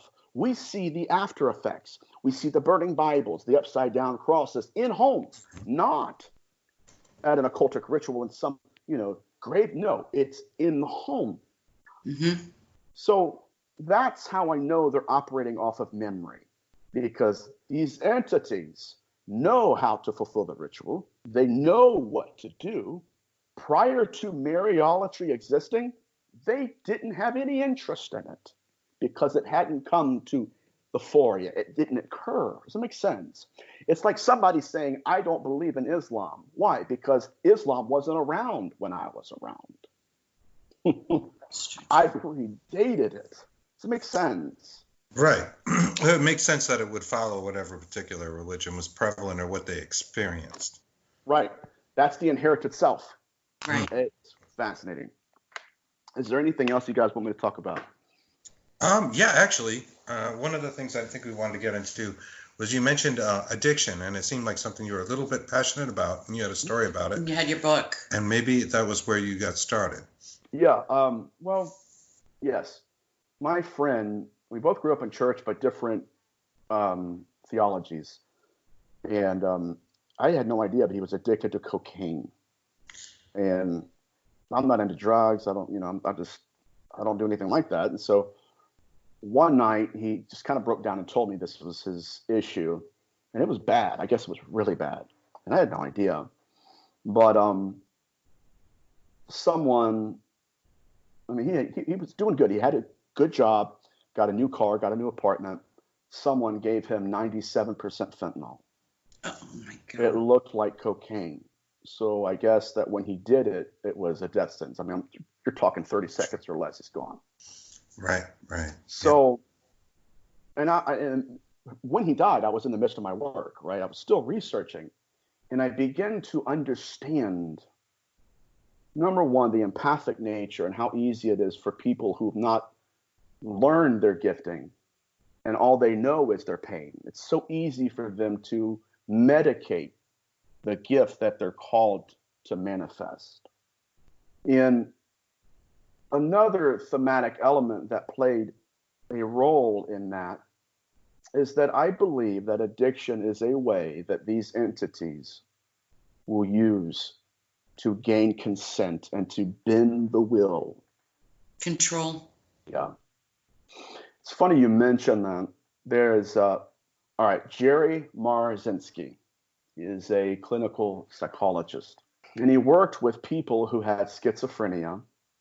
And there were many cases that he had where these people would say, listen, I didn't start hearing voices till I started doing drugs. He had one particular individual who was addicted to cocaine. He was a business executive, beautiful house, beautiful marriage, beautiful children. And then he got addicted to cocaine. The voices came to him, and they were intelligent. They had their own belief system and value system. I mean, these were not, some figment of imaginations. And so he would go into rehab. This man would go into rehab, get clean off of cocaine. The voices would leave. Here's what's fascinating and quite alarming. One night, Jerry is doing his rounds and notices this man is back in. Jerry or Joey, whatever, Bob, what happened? You were doing good. What happened? This guy said, and his testimony was, I was sleeping one night and a voice came to me and told me to get in my car. And he said, I didn't know where I was going, but it told me to take it right here and turn left at the light. And finally, he said, I found myself walking into a cornfield in pitch black darkness. And the voice told me to kneel down and pick up that duffel bag. And there was cocaine in the duffel bag. Oh, my goodness. Right. So addiction is the lubrication of the mind, the consciousness. Mm-hmm. How can it'll make it easier for you to conform to me so that I can mimic you and wear you like skin. Exactly. Yep. Right. I remember reading legends about in Old England about these kind of gargoyle-like creatures that would be on the doorways and sitting on the door sills of doors outside of bars and people's homes of alcoholics, and that they had put this together as something that would just jump down and attack them as maybe an explanation for some of their Absolutely. Behavior. Yep, you're 100% correct. And they manipulate. Okay, they manufacture the consent, and that's the manipulation. That is here. You remember that one time, and this truthfully, it's happened. You remember that one time when, your dad beat you? Yes, I do. You deserve that, don't you? Here, have a beer. Don't you deserve that? Don't you? And then slowly, that person's will and self-image begins to diminish, and that entity now has eyes again and hands again. Right. He's not displaced. He's present. And getting back to the driving force, the reason why they would want to do this is to seemingly experience that aspect of life again, whether it's lust, whether it's intoxication, whether it's the expression of anger in the case of violent people, the domination of people, the pride in marking again someone's genitalia. Oh yeah. The victimology is classic. Victimology. Exactly. It's there's no more terrifying reality than knowing that these entities possess at least a portion of intellect, not unlike a serial killer. They will mark you. It's far darker than I'm going to speak in Latin and crawl up a wall. No, there's something at play here, and that's why my quote that I'm often known for is the reason they're playing by different rules is because they're playing a different game, and they're hiding behind roles that we've given them for 3,000 years. I love that quote. It's awesome. Yeah, it's good. It's right. You're right on. Okay. In my book, A Moment Called Man, it's a very small book, but I'm going to expand it into I don't know if it's a lecture series on empaths or what. But one of the points that I make, it was about Jesus. Coming from a Christian background, that's the only imagery and allegory I can employ. But I put in there that Jesus was disfigured when he was being beaten prior to crucifixion. And he loved them so much that he did not run from his disfigurement. He ran to it. And some people will say, well, Jesus was a healer, an exorcist, and he's all of these things. And I would agree. And I would say, you know what? That was Jesus. But that was not the moment that Jesus was the most Jesus. He was the most Jesus when people couldn't recognize him because of how much he was wanting to heal people and change people's lives. They beat him to the point that he didn't look human. And I deal with the aspect of the empathic nature and how that sometimes we are so disfigured by our destiny and purpose that we no longer recognize ourselves. It's the truth. And how to deal with that is to say this. He was the most Jesus when people didn't recognize him. Not when he raised the dead. It was when he took all of my scars and wore it on his flesh. So I use that kind of allegorical speech and imagery. But empaths are mediators, intercessors. They don't hurt for you. They hurt for you. They literally with them. Yes, we yes. Hurt Compassion, suffer together. Exactly. So that's a lot of the book is about that. I deal with scars, emotional scars and wounds. And I talk about how wounds can be wombs if we treat them right, and that something can be impregnated in them and be born. And so that maybe someone else in your future, you'll meet them and you'll say, listen, I grew out of that same wound, and this is how I can help you to do the same. And that's really what the book is about. It's not many pages, but there's a lot of stuff in it. It's very applicable. There's a lot of people I get messages where they just start weeping. It's just, but I poured my heart and soul into it. Then I got into demonology, and I was like, ooh. So, but that aspect of consent. See, at my age, I was like what, 8 or 9 years old when I encountered the spirit of suicide. My goodness. And I didn't know what to do with it. That was the spirit. I've never told anybody. Well, I might have in another interview, but that was the entity that I faced in that home. It was suicide, and it was tangible. It's so young. Right. Yes. Yeah. And I couldn't sleep at night. I failed 2 grades in school. I would try to sleep with the lights on. That wouldn't work. So I would wait. I would have to leave at 7:30. At 6:30, the sun would come up and I'd feel comfortable. Why? Because some of these beings are nocturnal. I didn't know. I actually understand that. Mm-hmm. It was like a sickness. It felt stronger at night. And but that was my introduction into this world. It's also like a quiet time, and it's a time where you're in bed and mm-hmm. you can you're open to more things. Your mind is going. You're not distracted by a lot of things. There's much less distractions, obviously. Definitely. So the message, whatever message may be being pushed to you, it gets across a little easier. Yes, sir. And that leads me to a very valid point, and I haven't made that yet, is that when I left that house, began to research that phenomenon, I really saw it as a form of communication. It was a language. Yeah. Oh, this is awesome. Oh, this gets good. It was a language to them. How would you communicate? But through emotions. Empath. Right. That's I love this. I'm working with one of my mentors is Dr. Michael Lynch.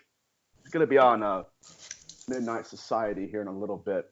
But he and I have come from different aspects of it. He's very orb oriented. His work on orbs is absolutely transcendent, unreal. But we've been looking at different theories as to how these beings are communicating, and I have come to the conclusion that the symbolism that we're seeing in homes, some people would say 666, all this symbology and symbolism, we see symbolism even in some of the scarification cases. We'll have symbols being carved into people. This also proves memory here and a second level of understanding that they're operating in. They know things. Their world is different than ours. Absolutely. Way different. Yeah. Their perceptions certainly are. Yeah. Different. I think, and I don't want to put too much of my own stuff in this, that the discarnate have a different view, of what I don't think they are relegated by the five senses. And this is something I've often said on, Bigfoot and the Bunny and stuff. Like, they think their thing is completely different. Their idea of a timeline or time itself is completely different. Yes, sir. Than what we experience. Yeah. You're that's perfect, man. You nailed it. Yeah. And it's just how are they operating? What is it that they're drawing from? And I make a point in the book that I'm writing now about symbolism, is that you can't have something that's symbolic of another thing unless the other thing has first existed. Right. Memory here. Memory. Mm-hmm. Beautiful, isn't it? So there are cases that are very draconian, where we will see entities that transcend the microcosm of what it is we know to exist. They will feel like a demon. They will feel alien to us. They will feel like it's something other than human. Why? Because they're human, but not so much, right? They're in between. They're being in between. And one of the issues that I have with demonology is how they interpret their data. Like I said before, great question, which religion has a real stronghold on it? Which can define it? None of them and all of them. Mm-hmm. So how about this? This is interesting to me. Going back to the memory. Oh my God. Yeah. This is awesome here. I thought when I read what I'm about to tell you guys, I just stood there. I was like, oh my God. And God, it's awesome.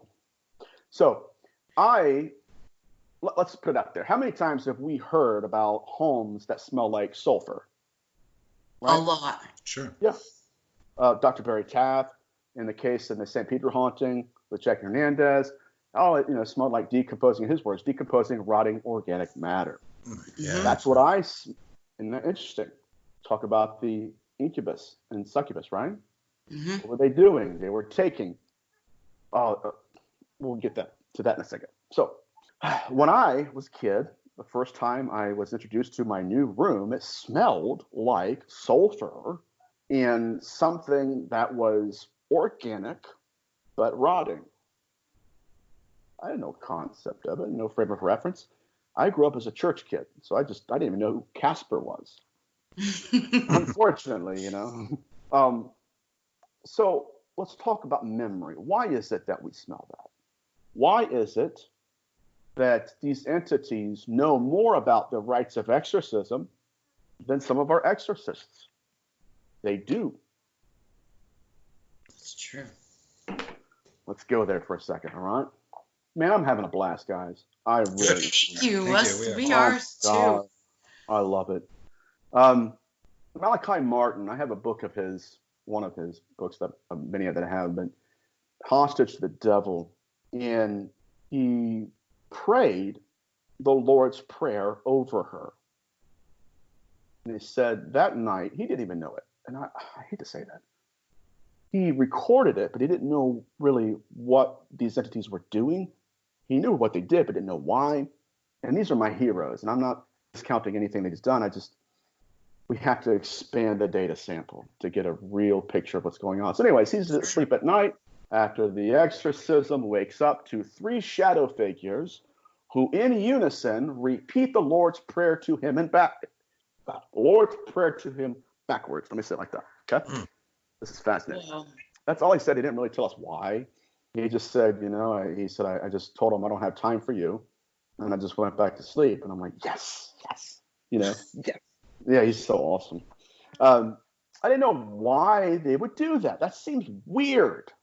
To me, it does. Why would Absolutely. Again, conjures the idea of Anton LaVey in the 60s and doing the Lord's Prayer backwards, the reversal of the Christian masses, and that kind of thing. Right. And absolutely. 3 of them on top of it. To make a point, make a point. Of some sort. Yep. You ready for the point? Yes. Absolutely. Please. Isaac Luria, in the 16th century, would pray and speak into the ears of people who were possessed backwards. Boom. Really? Yes. Psalms 109:6, he would quote it backwards to them and forwards. It's a rite of exorcism. God, I got chills. Why do they know more about this than we do? Unbelievable. I don't know. Perceptions, I don't know. When you're in that in-between state, that disembodied consciousness, you also, besides your perceptions changing, accumulate some kind of knowledge base that, we don't have. Yes, sir. And what do you think about Luria? Why? Why he did that? Yes. Backwards. I don't know. I mean, Luria was such, and I remember the interview we did the other day, I said that I know you said you really, really liked him. Is he one of your mentors? No, I wish. Isaac Luria was in the 16th century. Right. Yeah, he is a mentor of mine. I have one of his books. That's right. Yes. There we go. Yeah, most definitely. I was going to ask you that the other night. Amateur mentor and influence. Yeah. There we go. Can certainly be a mentor.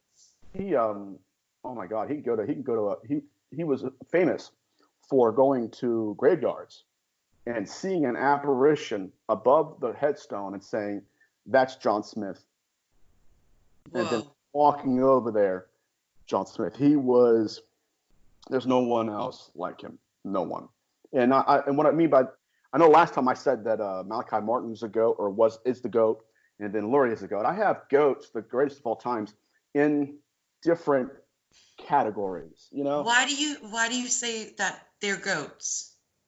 Because in my mind, in their particular field, in their time, they're the greatest of all time. Got it. Okay. Not a physical. I'm a millennial. No, I've got that. I just wanted to make sure because we did the Tom Brady thing after that. So, right. Yeah. When we get into wanted to make sure that's why. Yeah. Subject to demons, like goats might pop up, but that's exactly right. Yeah. Not horns and hooves, like you said. Not horns and hooves, right? And the beauty of it is this. The beauty of it is this, guys. Yes, there are entities that are operating in their own belief system. Yes, they are harvesting things. Yes, they may have certain values that we may not be aware of right now. But at the same time, there are entities who are just as kind as we are, just as amazing, full of life and vigor and personality. And it's not all dark. There is a light to this. And one of the things that I've been telling people lately is that one of the best way to fight against the darkness is to help fight for the light. Right. I agree. Definitely. Working with people. Yeah. It matters. So, okay. Well, back to Malachi Martin. So Malachi Martin wrote that. And I got to thinking, it didn't make any sense to me until I actually read what Luria did. So now let's get to sulfur.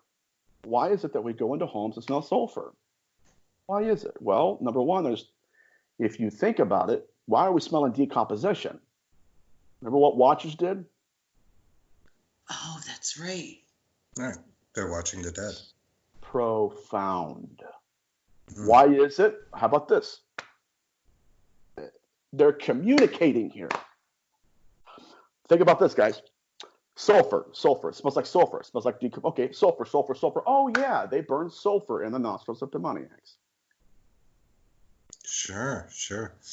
Yeah, maybe we're not talking about brimstone when we say it.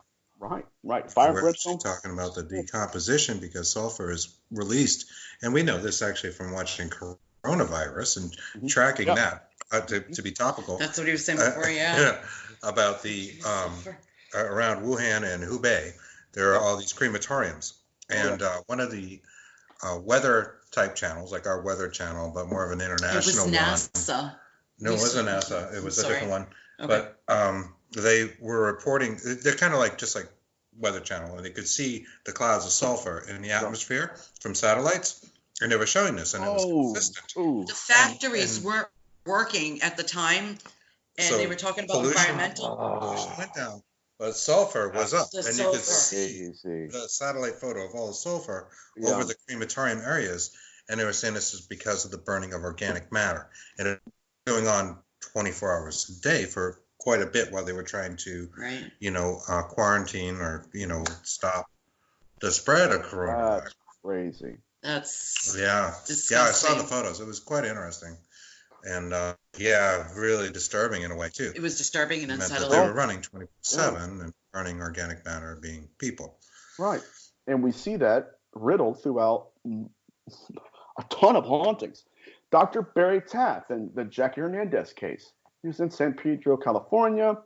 They hear a dripping from the cupboards. They take it, have it tested. It was human blood plasma. Wow. How does it get there? I can expect that. Taking, and, Sinistrari, right? Taking the semen, the eggs, and the incubi and the succubi.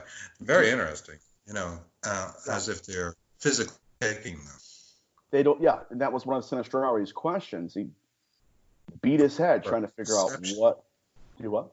The power of perception and maybe even on the entity's own belief that they were doing this physically creates that, meaning they're creating their own reality. Yeah, they are. They're reconstructing it. And, oh, God. And concerning this and how it ties into UFO abduction, what are the UFO abductees telling us, guys? They're being probed. Right. Metallic probes. Yes. They're harvesting what? Semen. Right. Eggs. Right. Oh, very interesting thought. Right. I like that. Let's dive deeper into this, shall we, guys? Absolutely. And I feel like a flea market, dude. I got everything going on. No, take your poison. Here, you want one of these? That's awesome. No, that is so awesome because there is such a tie-in between the alien abductions, possessions, the paranormal. We often separate them and draw these walls and lines between them, but I think there's a connection between all of it. There is. Absolutely. The UFO abduction phenomenon is so beneficial to us because it's not practitioner-driven, right? Demonology very much is.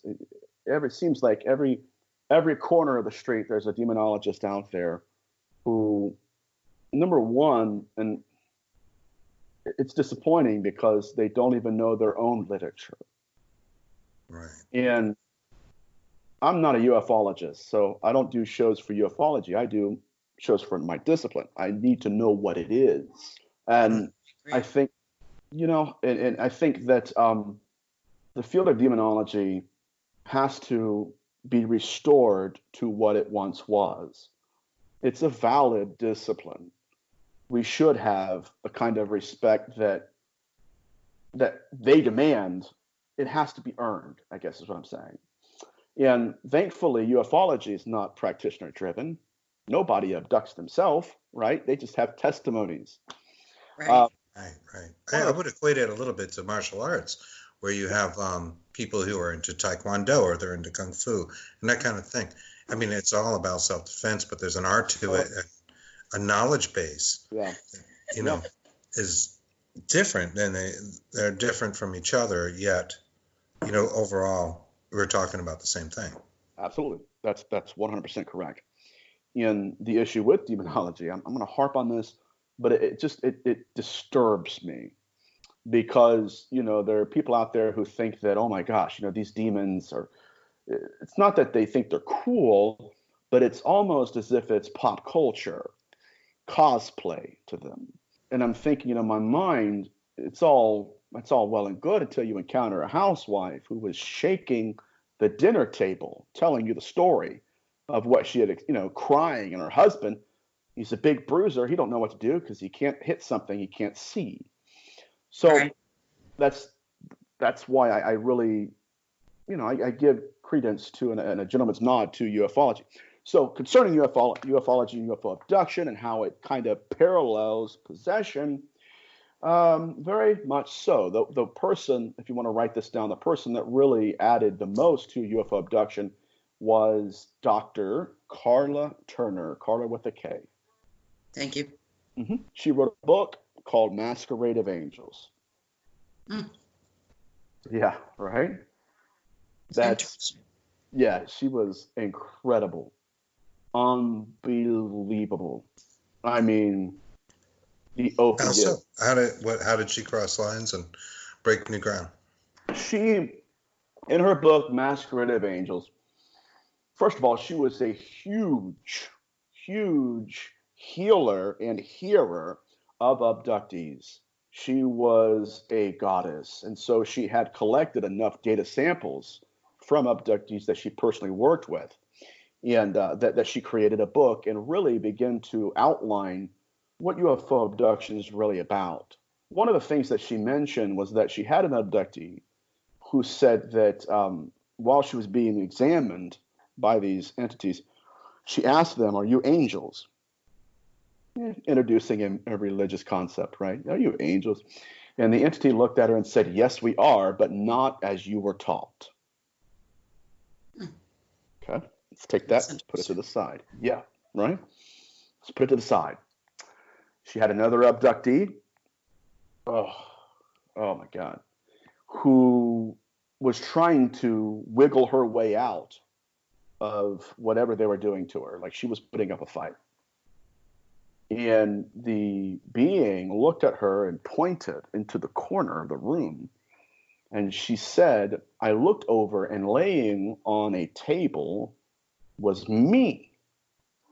So it's like a OBE, like an out-of-body experience in a way, or? No, it's much, much crazier than that. Oh my God. I think that she would probably wished that was it. I mean, I wish that was it. Because what came out of her mouth after that, I was like, oh my God. She said that the entity looked at her and said, "Listen, if you don't obey us, we will kill you. Oh my goodness. And we will put that body in your place, and your family will never know the difference." Oh my gosh. That's interesting. So I've never heard anything like that. Mm-mm. The only thing I've heard close to that was something. When I used to have some ties to a vampiric community, Okay. and I knew somebody who said that they had taken over the body of someone else that had died. Yeah, of course. And they were pretty convinced of it. And they seem to have some kind of superpowers and stuff. And it was like as if this child, I think around 4 or 5 years old, had passed, and they were implanted in their body. Yep. Somehow. Yep. That's possession, right? Exactly. It's interlapping in many ways. So that's crazy. Not that I don't believe it, right? It's just hair raising. It's insane. It is. It's just words. I mean, I don't know. I wasn't there. Well, but, hey. It was pretty convincing the way it was told. So you wonder, is there some possible truth to this? And then that does kind of tie into the alien abduction. Yes, sir. As well as necromancy. Necromancy is not strictly limited to raising the deceased apparition. No, necromancy was taking a dead body and reanimating it. And that leads me to a point that I missed. That's what Sinistrari thought, was that the body of the dead person was possessed, and then it would give the substance. Right. Right.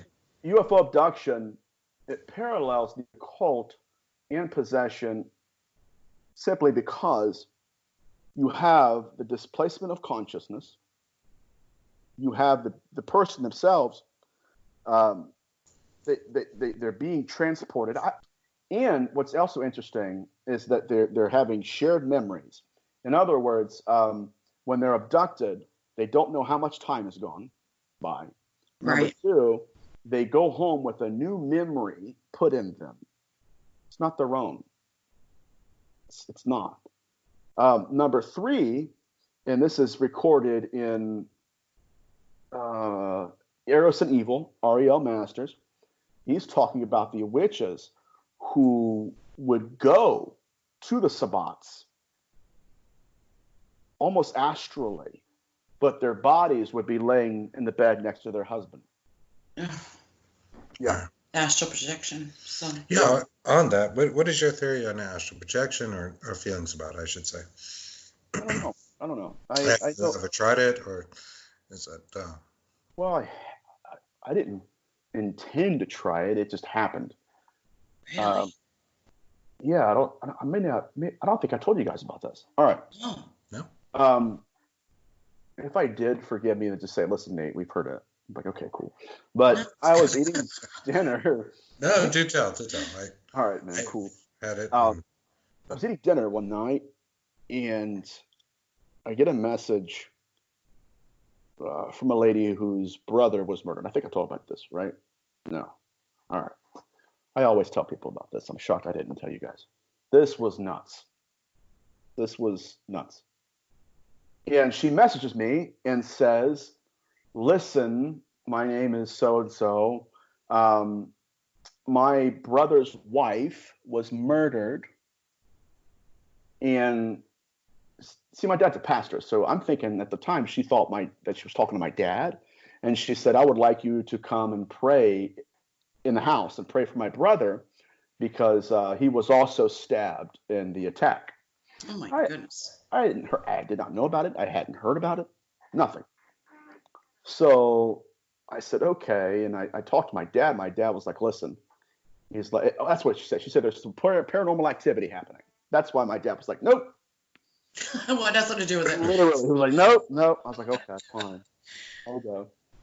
But during that moment, I'm messaging her on Facebook and astral projection. I don't know if this was it. I don't know what it was. We'll see if it fits. As I'm messaging her, now mind you, I have no context. This murder happened like right down the street. I had no idea any of this. So I said, okay. I said, right now, I am walking up the steps of a 2-story home. And I said, I am being drawn to a closet on the 2nd floor. And I said, I see an entity in it. And she starts freaking out. And like you could see her typing, erase. Typing, no, it's not going to erase. Like she's trying to figure out how to process. Right. How to articulate it to you. And in my mind, I'm thinking, oh my God, what did I just do? You know, it's one thing for it to happen to you, but to tell someone whose, sister-in-law was just murdered about. Right. It was a gamble. But I knew what I knew.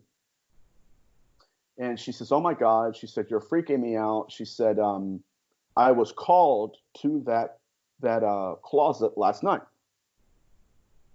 I thought, okay, cool. Not like cool as in, yeah, let's go celebrate, but wow, like, I'm glad I said that. I'm glad I don't know what's happening right now, but So I get there and I sit down. They tell me the story. Now, usually what I do is I go through the house first and I tell them I don't want to hear anything. I don't want names. I'm not Teresa Caputo or whatever her name is, but I don't want to hear anything. Don't give me any context or history. Right. I will see what wants to be seen, and I don't want to be poisoned by things that clutter. Whatever. Yeah. Right. Yeah, man. So I remember walking in, and that's what I usually do. Well, I walk in there. There's a portion of the carpet that was cut up. Like this was horrific. Yeah, the blood. Is that? I was just going to ask that. Is that where he got murdered, or she got murdered? Yeah. So 2 weeks prior to that, I had a vision. It was a woman who was about 40, and she had a little girl, like holding her hand, and she was trying to walk into a house. She would knock on the door. It's just a repetitive vision. She would knock on the door would open, and she wouldn't go in. And I couldn't, and I kept thinking to myself, why are you going in? That's what you want to do. Finally, she turned to me in the vision and said, I can't go in. What he did to me. That's what she said, basically, because of what he did to me. And I'm thinking, okay, I didn't have any place to put it, so I shelved it. Bam, whatever. So now, fast forward, I'm in the living room, and there is a man who was also stabbed in the attack. He's sitting there on the couch, and I told him to turn the TV off. They've told me the story about what happened. Mm-hmm. What happened? Their daughter had a friend, and the friend convinced the daughter to open the door one night, and that friend went in and stabbed people, killed them. Oh my Wow. Killed the wife, stabbed the husband. So I had scribbled down on a piece of paper, I said, I feel suicide, cutting, low self-esteem, and that's all I was going off of other than the second story closet. So we're sitting there, and the man, the husband goes, hey, he goes, why were you calling my sister sis? That's just what I do. I haven't done it to you at all tonight, right? I said, sometimes I do. I was like, I don't come to think of it. I don't know why. I just did that. He goes, okay. I said, why do you ask? He said, because my older brother always called her sis. And I said, you talking about Barry? He says, why? I said, because I feel I feel a man. He's big. His presence is big, and he's hugging me. He says, it's not Barry. He says, but you're one letter off. I said, Gary. I said, that's it, Gary. He goes, yeah. I said, okay. And I start crying. I said, I feel a hug. And this changed my life. I've been using my gift in different areas and situations, but not this way. Definitely not this. They cut carpet up. These people are hurting, I understand. And so I said, yeah. I said, Gary's here. And I said, he's hugging me. And I just started crying. I said, why am I crying? They said, because he died of cancer. And for the last year of his life, he would, whenever he see me, we would just hug him. He would hug us, rather. He would hug us, and he would just cry. I'm looking around going, oh, what? What's happening? Yeah, like what? And I could feel him. And I just said, okay. I said, he says that he's here, and that that if he could help you, he would. So then I said, okay, guys, I'm going. That said, I said, I'm going to go upstairs to do a tour. Now, I took this woman with me because she didn't know the house. They weren't really tight, like they weren't very close, okay? But, they were families. So she was from like 20 to 30 minutes away, but she was in town to help him because he had surgery from his wounds, help him, get things and help him along until he gets more mobile. So I said, listen, I don't know whose rooms these are. I said, and I'm not going to even talk to you. I said, I just want to tell you, I want you to hear what I'm saying. I have it on my radio or my recorder too. I said, so I'm going to pull you into rooms. I'm going to say things. Don't tell me anything till we get downstairs. So we go and we do all this stuff, blah, blah, blah. Go into rooms. And I go into one room. And as soon as I walked in, there was a wall that went about 2 feet and then it cut off. And then there was the room. So when I'm walking in, as soon as I don't see what's on the right side. It was a junk room, not a junk room, it was a storage room. So I saw a bed with stuff on it, but I saw an entity. It was as if I was prepared to see an entity, like a being. Like I thought it was a man laying on there. I could feel it, I could sense it, I could almost smell it. And I thought, oh, my hair began to raise and my skin began, goosebumps. Right. Sure. I went right to a closet, and there were it was just different trinkets, but then there was a green milk carton or a black milk carton with green model trains in it. And I looked at this woman and I said, yeah, I said, okay. I said, this is the closet I was that I went to And I said, this entity is attracted to this closet. I said, I don't know if these are its belongings or if these things in this closet remind him, right, working off memory, remind him of something in his life. And she just nodded. And then I walked back. I have it all on audio. It's crazy. And I went to another closet in the same room, opened it up. There were fishing poles. And I said, okay. I said, this is marked as well. So then we go downstairs because I told her, I said, listen, I said, the victim, I said, she's trying to come to me, but I can't hear her. She's telling me to go downstairs. So I went downstairs and in a vision, I saw, I don't know, whatever. I don't know how my gift works, but a vision nonetheless. I saw her smoking a cigarette, looking and like just washing dishes, looking out a window. And then I turned and I saw, in reality, there was a table, but I saw her sitting on a chair by the table. But there was no table, and obviously she wasn't there. Or no chair, and obviously she wasn't there. It was just a table. And I went and sat down in the living room again. I said, okay. I said, there is a man here. So I felt him earlier, and I said, he's a big man, and I said, he's angry, he's full of rage, and I said, and if he could, I said, if he could, he would kill you.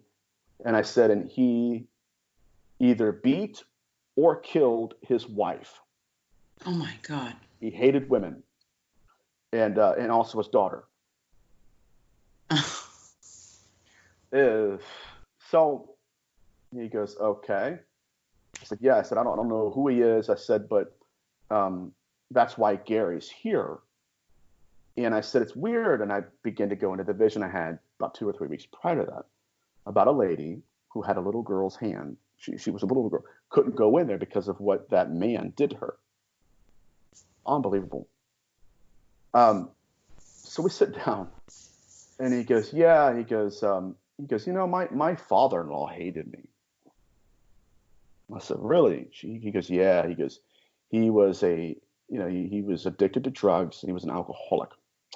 And so what he would do is he would get high and then get drunk, and he would rage beat my wife and my mother-in-law. Oh my goodness. Yeah. So I said, okay.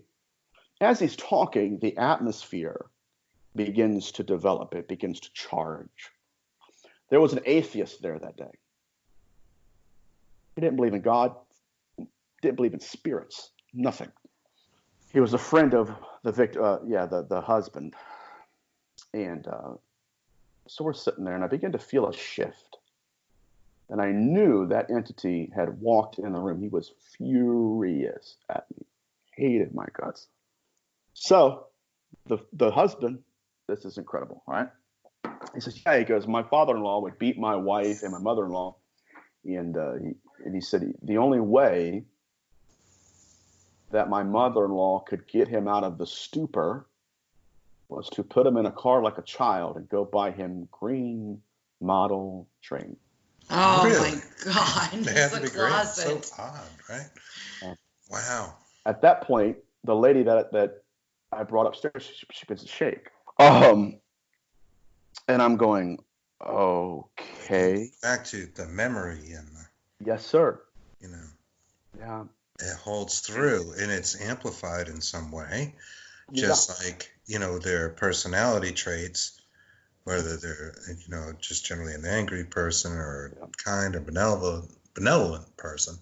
Yeah. These things seem to come through. Absolutely. As well as likes and dislikes and maybe favorite smells. I mean, how often do you read about a haunting where it's like a favorite perfume of someone is of course, and that kind of thing. Dude, it's crazy. It changed my life. Sulfur and the Watchers. Yes, sir. Yes, sir. Absolutely. That's it. And I am looking around and I feel that entity. For some reason, I don't know if I'm more sensitive to my right side, but it came to me. And so this other woman, the woman that I was talking about earlier, starts shaking. And then the husband goes on. He goes, yeah, it's kind of funny. He goes, when he died, He said he was a big bass fisherman. Oh my goodness. Yeah. He said, and we didn't know what to do with the stuff, so we put it upstairs in the closets. And the woman looked at me and goes, like, just, it was wild, man. He goes, matter of fact, it's funny you mentioned that. You know who built that table in the kitchen? I said, who? He goes, he did. He goes, and it's weird. He goes, because out in the shed, we have the chair that goes with it. Wow. Yeah. And you saw her sitting there yeah. in the chair. Yes, ma'am. Oh, that's I'm sorry. Yes. crazy. No, no, that's fine. I want to offend you. Yeah. No, I was kidding. You can say that. Oh, my God. And when the husband began to realize what was going on, he said, oh, my God. I said, what? He said, during the stabbing, he said, the person that was stabbing my wife and me, there was a male's voice coming out of her body. Oh, my God. She was possessed. I got chills. He said, when she came in, I thought it was a man. Yeah. So I said, okay, putting two and two together here. And he gave me the name. I won't say the name of the person, the father-in-law. And I said the name, but I put an E after it. And they said, how do you know that? I said, what do you mean? How do you know? What do you mean? I said, and they said, well, whenever he would get angry, that was what his wife would call him, mocking him. Oh my goodness. And so I'm thinking, okay, so I didn't know what I just felt led. I said, okay. I said, sure. I've worked with angels in the past. I said, my angel's here. And I said, the atmosphere is present as well. It had been building. I just prayed. That's all I need to do. Interesting. And I love how, with your own feelings and the feelings of the person who committed the stabbings, it always is such an external thing. And that's always my guide marker. It's like if it's something coming from outside and not my own head, it feels external. And I have a hard time putting, my finger on exactly what makes it external as opposed to internal. But I just know, I inherently know this is external information coming at me. Yeah. It's not That's from awesome. itself. That's a good way to put it. Yeah. That was probably what happened to me, man. Do what? Came at you. It just came at you, and you felt it. And you mentioned guides there. Yeah. It was a crazy evening.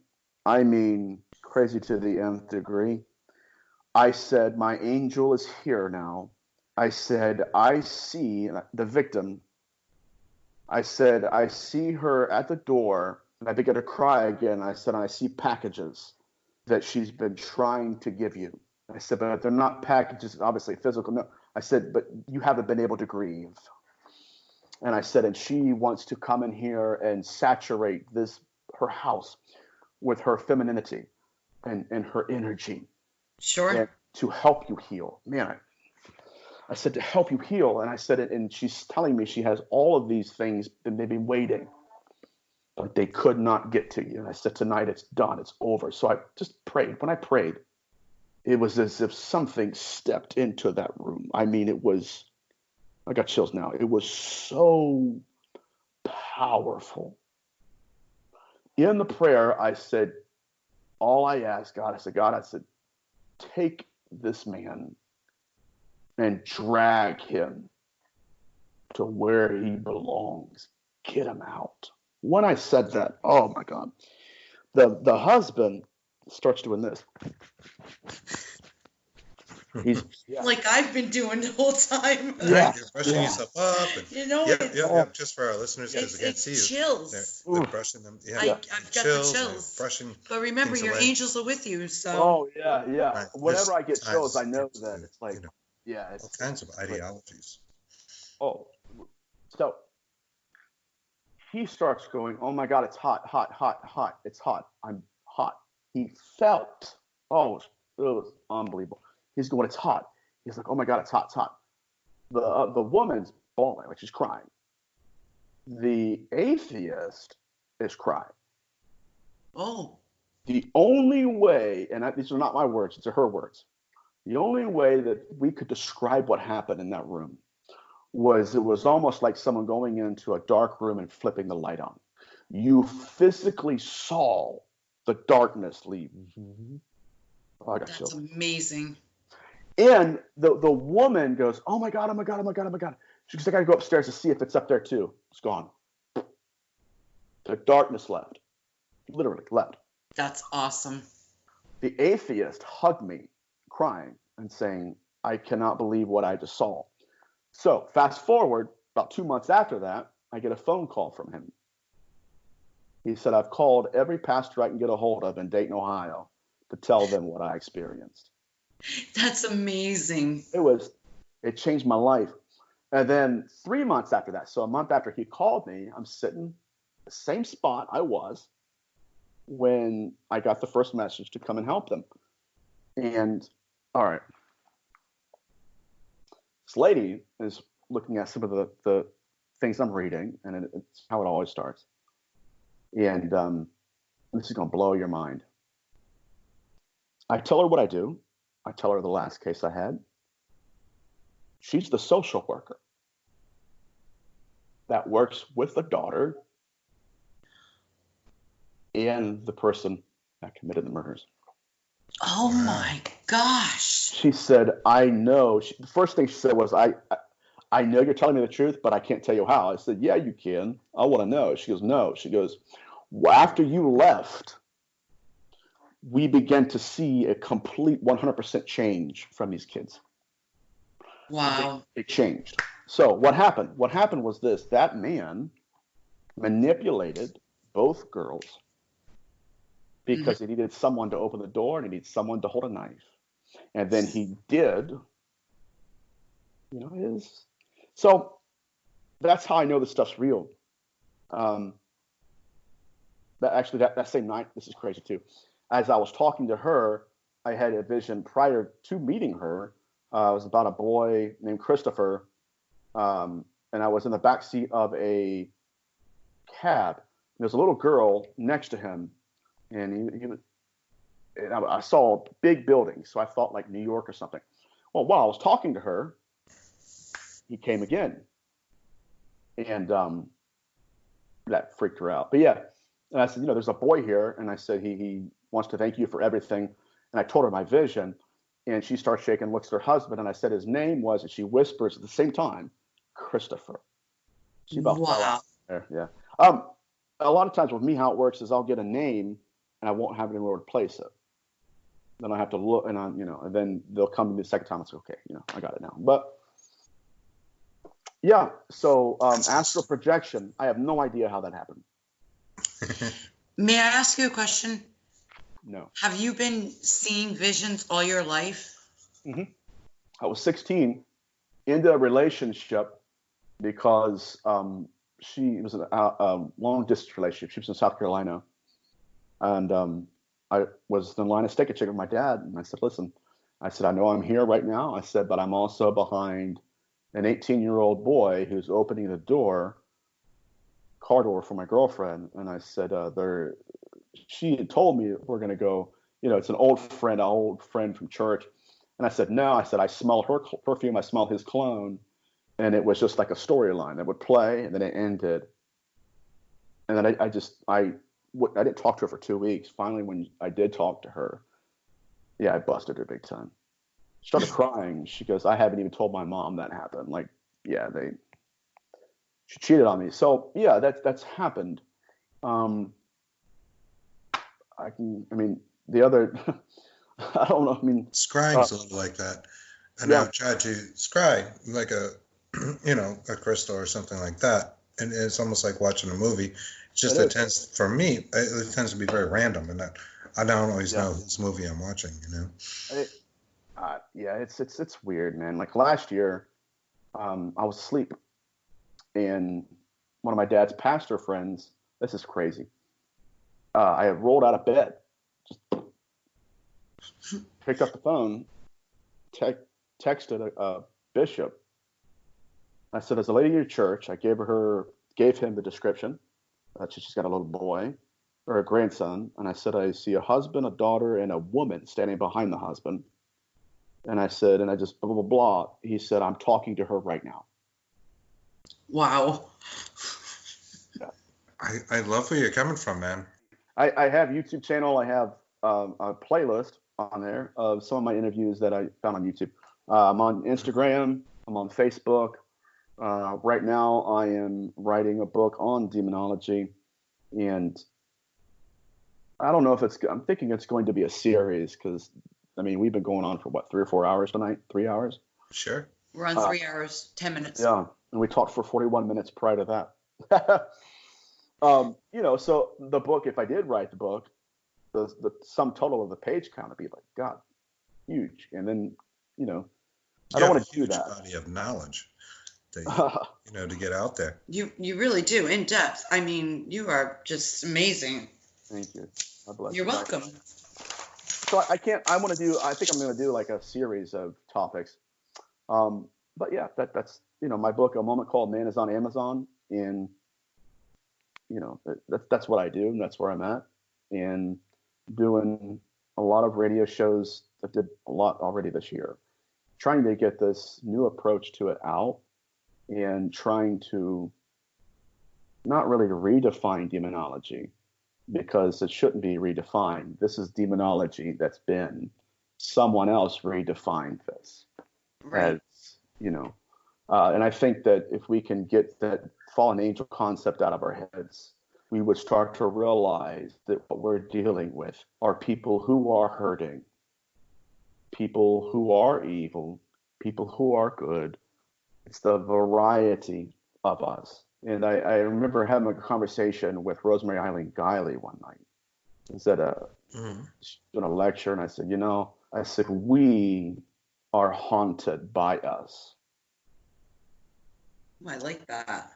And my goal is to help people realize themselves and understand the meaning of their pain and their scars. And if I could really fight for the light and with the light, as you said earlier, that will be enough to push the beasts back into the darkness. That's all the time we've got. Stay tuned for Dark Horse Paranormal Podcast 6.2, where we talk to the guys from Duo Demonology, James Anito and Carl Johnson. We fucking love these guys. We do. You will too. You can find us at darkhorseparanormal.com. And don't forget about our live show, Bigfoot and the Bunny, which is on every Tuesday night, 9 p.m. Eastern, on the United Public Radio Network. That's right. You can hear that show at www.uprntalkradio.com and find information out about it at www.bigfootandthebunny.com. You can also find us on Instagram, Facebook, Twitter, as Dark Horse Paranormal and Bigfoot and the Bunny. We love you guys. We'll see you soon. Bye-bye. Thanks.